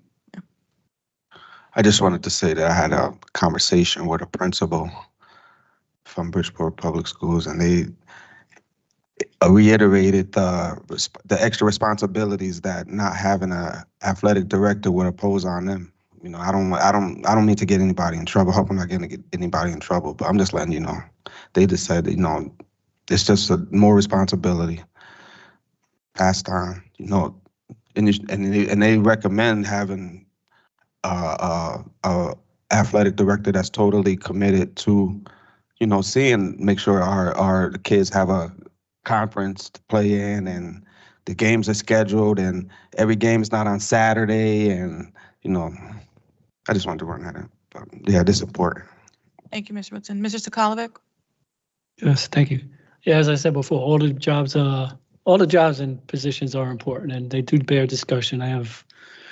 While I would rather have the discussion tonight, I'm not opposed. I would like to actually, for the record, correct a bit of disinformation that I gave at the Finance Committee with regards to the position of Director of Athletics. While we did eliminate it in 2017, it came back for a period of a couple of months in 2023 or 24, and before it was eliminated again, I believe. It wasn't eliminated, but there was an opening for a few months. It was, the person was moved and then it wasn't filled or something like that. Is that correct? That's correct. Thank you. I think it's important when we give a piece of information is to correct it as soon as possible and own that and give responsibility, because how are we to be trusted otherwise? Yeah, and for the following reasons stated before, I object to putting this back on the committee, just because we're going to have further discussions and come back. And I would implore in the interim, while it appears I'm going to lose on this side of the vote, that Dr. Avery, something you mentioned is how are you supposed to do the work? I implore you to reach out to your legacy staff and see how they did it before. Perhaps reach out to Dr. Jenkins, because our directors and staff, and they've had multiple hats in the past. So in anticipation, just in case the board does approve this, you could get a lot of help and a lot of advice to people. I don't know how you gain their trust to actually come out of the woods to have those conversations with you, but it has been done in the past, and it can be done in the past. I would suggest even reaching out to Dr. Jenkins, because she wore multiple hats, and one of her responsibilities was one of these positions. And yeah, SEL staff was just recently shifted around as well, and they had multiple hats as well. So all the work in those positions was being done before the positions even existed. Thank you. That's all I have. So we'll go ahead and take the vote. I got it. All in favor? Aye. Any opposed? One opposed. Any abstentions? All right, so it has been moved back to committee. The next item on the agenda is the discussion and possible approval of the issuance of an RFP for a forensic audit that would include but not be limited to the declaration of internal controls, hiring, purchases, contract awards, and magnet schools, as recommended and approved by the Finance Committee on January 2nd, 2025. That was moved by Mr. Medina. Is there a second? Mr. Sakalovic seconds it. Mr. Medina, you have the right to debate. No debate. Anybody else want to chat about that? I got Mr. Sakalovic. Yes, this is imperative. There's a lot of misinformation going on around our budget, a lot of mistrust that was gained over the last year. For goodness sakes, we've had the mayor of the city of Bridgeport say there's a missing $40 million that he don't know where it went. Well, the mayor should certainly know where it went, because these are the two audits carried out by the city, which we got a clean bill of health on in June 30th, 2024. We got a clean bill of health that this firm did not say there's any missing $40 million. If this firm missed a material action like that, it should be raised up. The purpose that I proposed this forensic audit for was not necessarily to find fraud, Now, is there a possibility there may be some, may or may not be some that we uncover? Maybe. Is it likely? No. The purpose of this forensic audit is even if we could find 1 to 2% efficiencies, every 1% of efficiency we can find within our budget translates to approximately $3 million. So if we find 2%, we find $6 million in operating efficiencies. And it's also to help us shore up our internal controls. Now, if you read the report of the, if you read the report of the audit, to the extent discussed and within the parameters that the city set, they found no problems with our internal controls. But over the last year, we've had the same entity in charge of contracts, in charge of personnel, in charge of hiring. We've got several things we need to tighten up on because we haven't seen contracts. We got contracts with 6 months payouts that the board never seen. We've got policies that were never approved, and policies on contracts that were never approved with the board as per the current existing policies. We need to find a way to ensure this never, ever happens again. And I think an outside entity looking at this will be very beneficial to us, and it will pay for itself even if the city doesn't pay.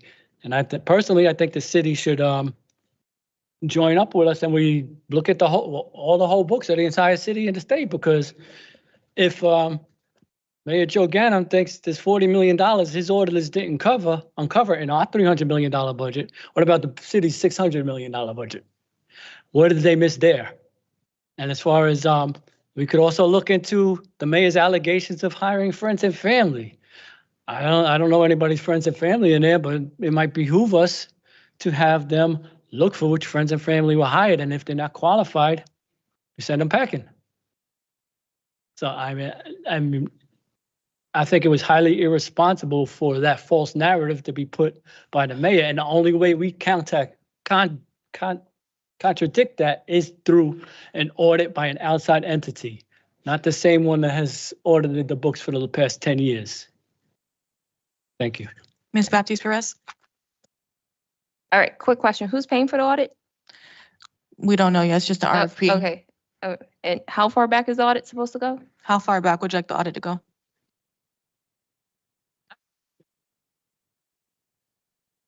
That hasn't really been discussed extensively, but those should be at least 3 to 5 years. And how much does a forensic district-wide audit cost? About approximately, what's the ballpark? Well, it will be over I'm assuming it'll be over $100,000 because last time we put it out, we put up $100,000 cap and we got no return. But as I said, the return on an investment, even if 1%, we're talking about $3 million.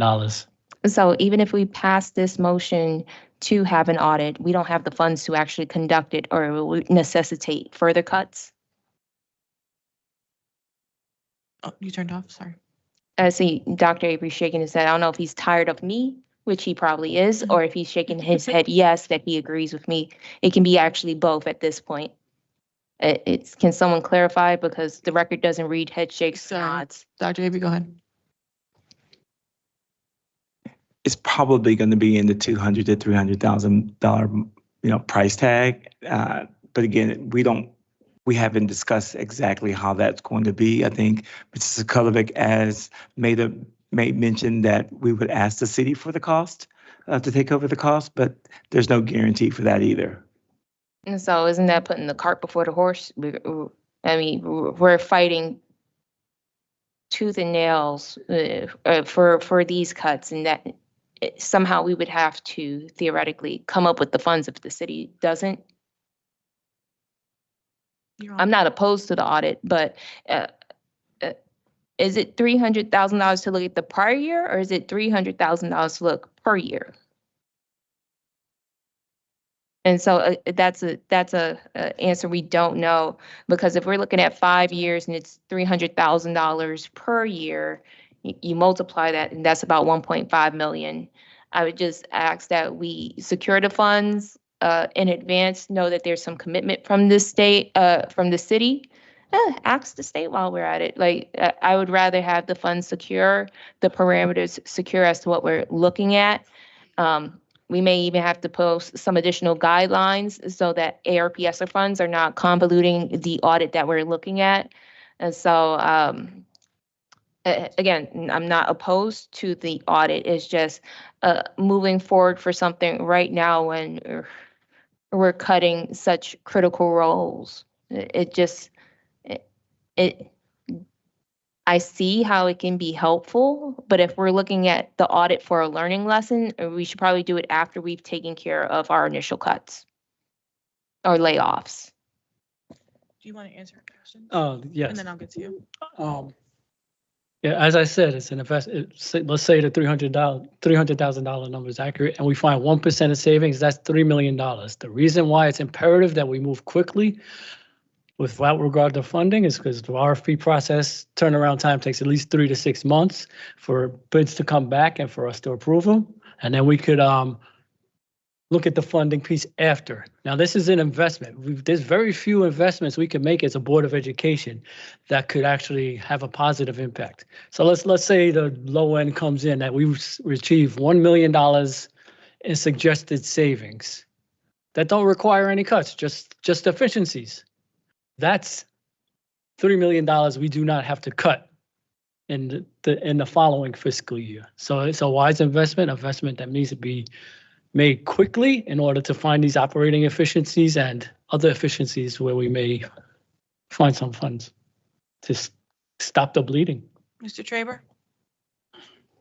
Yeah, I guess the question that I have is for the sake of this motion, there is no expense involved, is there? So to put out the RFP, we're not spending any money. So the questions that are being asked now are if we do get a proposal from a bidder, then we need to decide whether it's worthwhile spending the money. But for tonight's motion, all we're doing is deciding to put out the RFPs. So can we call the question and? There's a point of clarification. This is normally a Mr. Pires question. I don't see it. He's online. Oh, hey, Mr. Pires. Don't we have to put the amount that we're seeking to pay any organization on the actual request to see if they're going to, for lack of a better term, take the bid? Good evening. Yes, there is a section of the RFP that requires us to divulge whether or not the money has been budgeted for and where the money's coming from for the to pay for this service. And it also requires us to put some sort of a range of an amount. We can leave it blank if you'd like, but we would definitely need to disclose if it's budgeted or not. Okay. I don't have the floor, but that's a critical fact is that, and I've seen it before, is that we normally have to. And just to further clarify, Mr. Pires, if it's blank, in your experience, does that encourage people to go forward with this type of RFP? Well, they'll generate some questions, and we can certainly say, look, just give us a proposal, and we'll see where it lands. But it'll limit us to the amount of respondents that we will get, in my professional opinion. Thank you. Mr. Traber, do you have any? Your mic's still on, that's why. Yes, no, I'd like to call the question. All right, you need to, is there anybody else who wants to say anything before okay, you second that? All right, all in favor to call the question, say aye. Aye. Any abstention or no's? Any abstentions? All right, so we're ending debate. We're going to take a vote on this.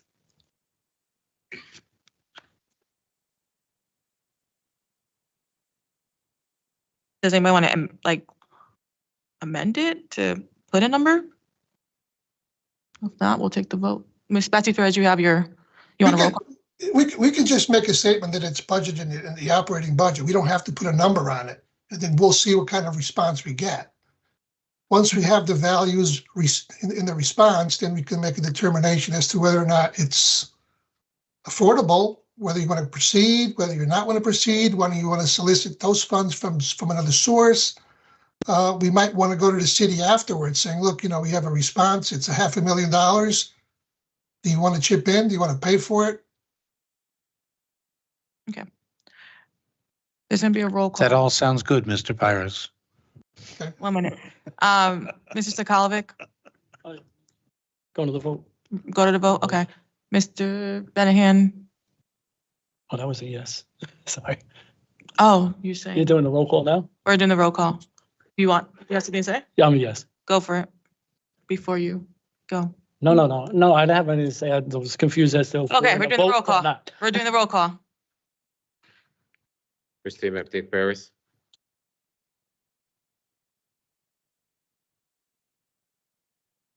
What did you say? Mike. Oh, sorry. I am going to vote no at this time because we don't have the funds. And I don't agree that we should say it's going to come from the operating budget. I feel that's just as deceptive as posting jobs that we don't have any intent to hire the individual. Keisha Casimir,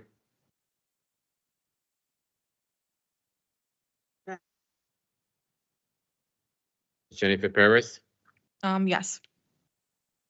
Mr. Joseph Sokoloff, Yes. Mr. Robert Traber, Yes. Mr. Woodson, Mr. William Medina, Yes.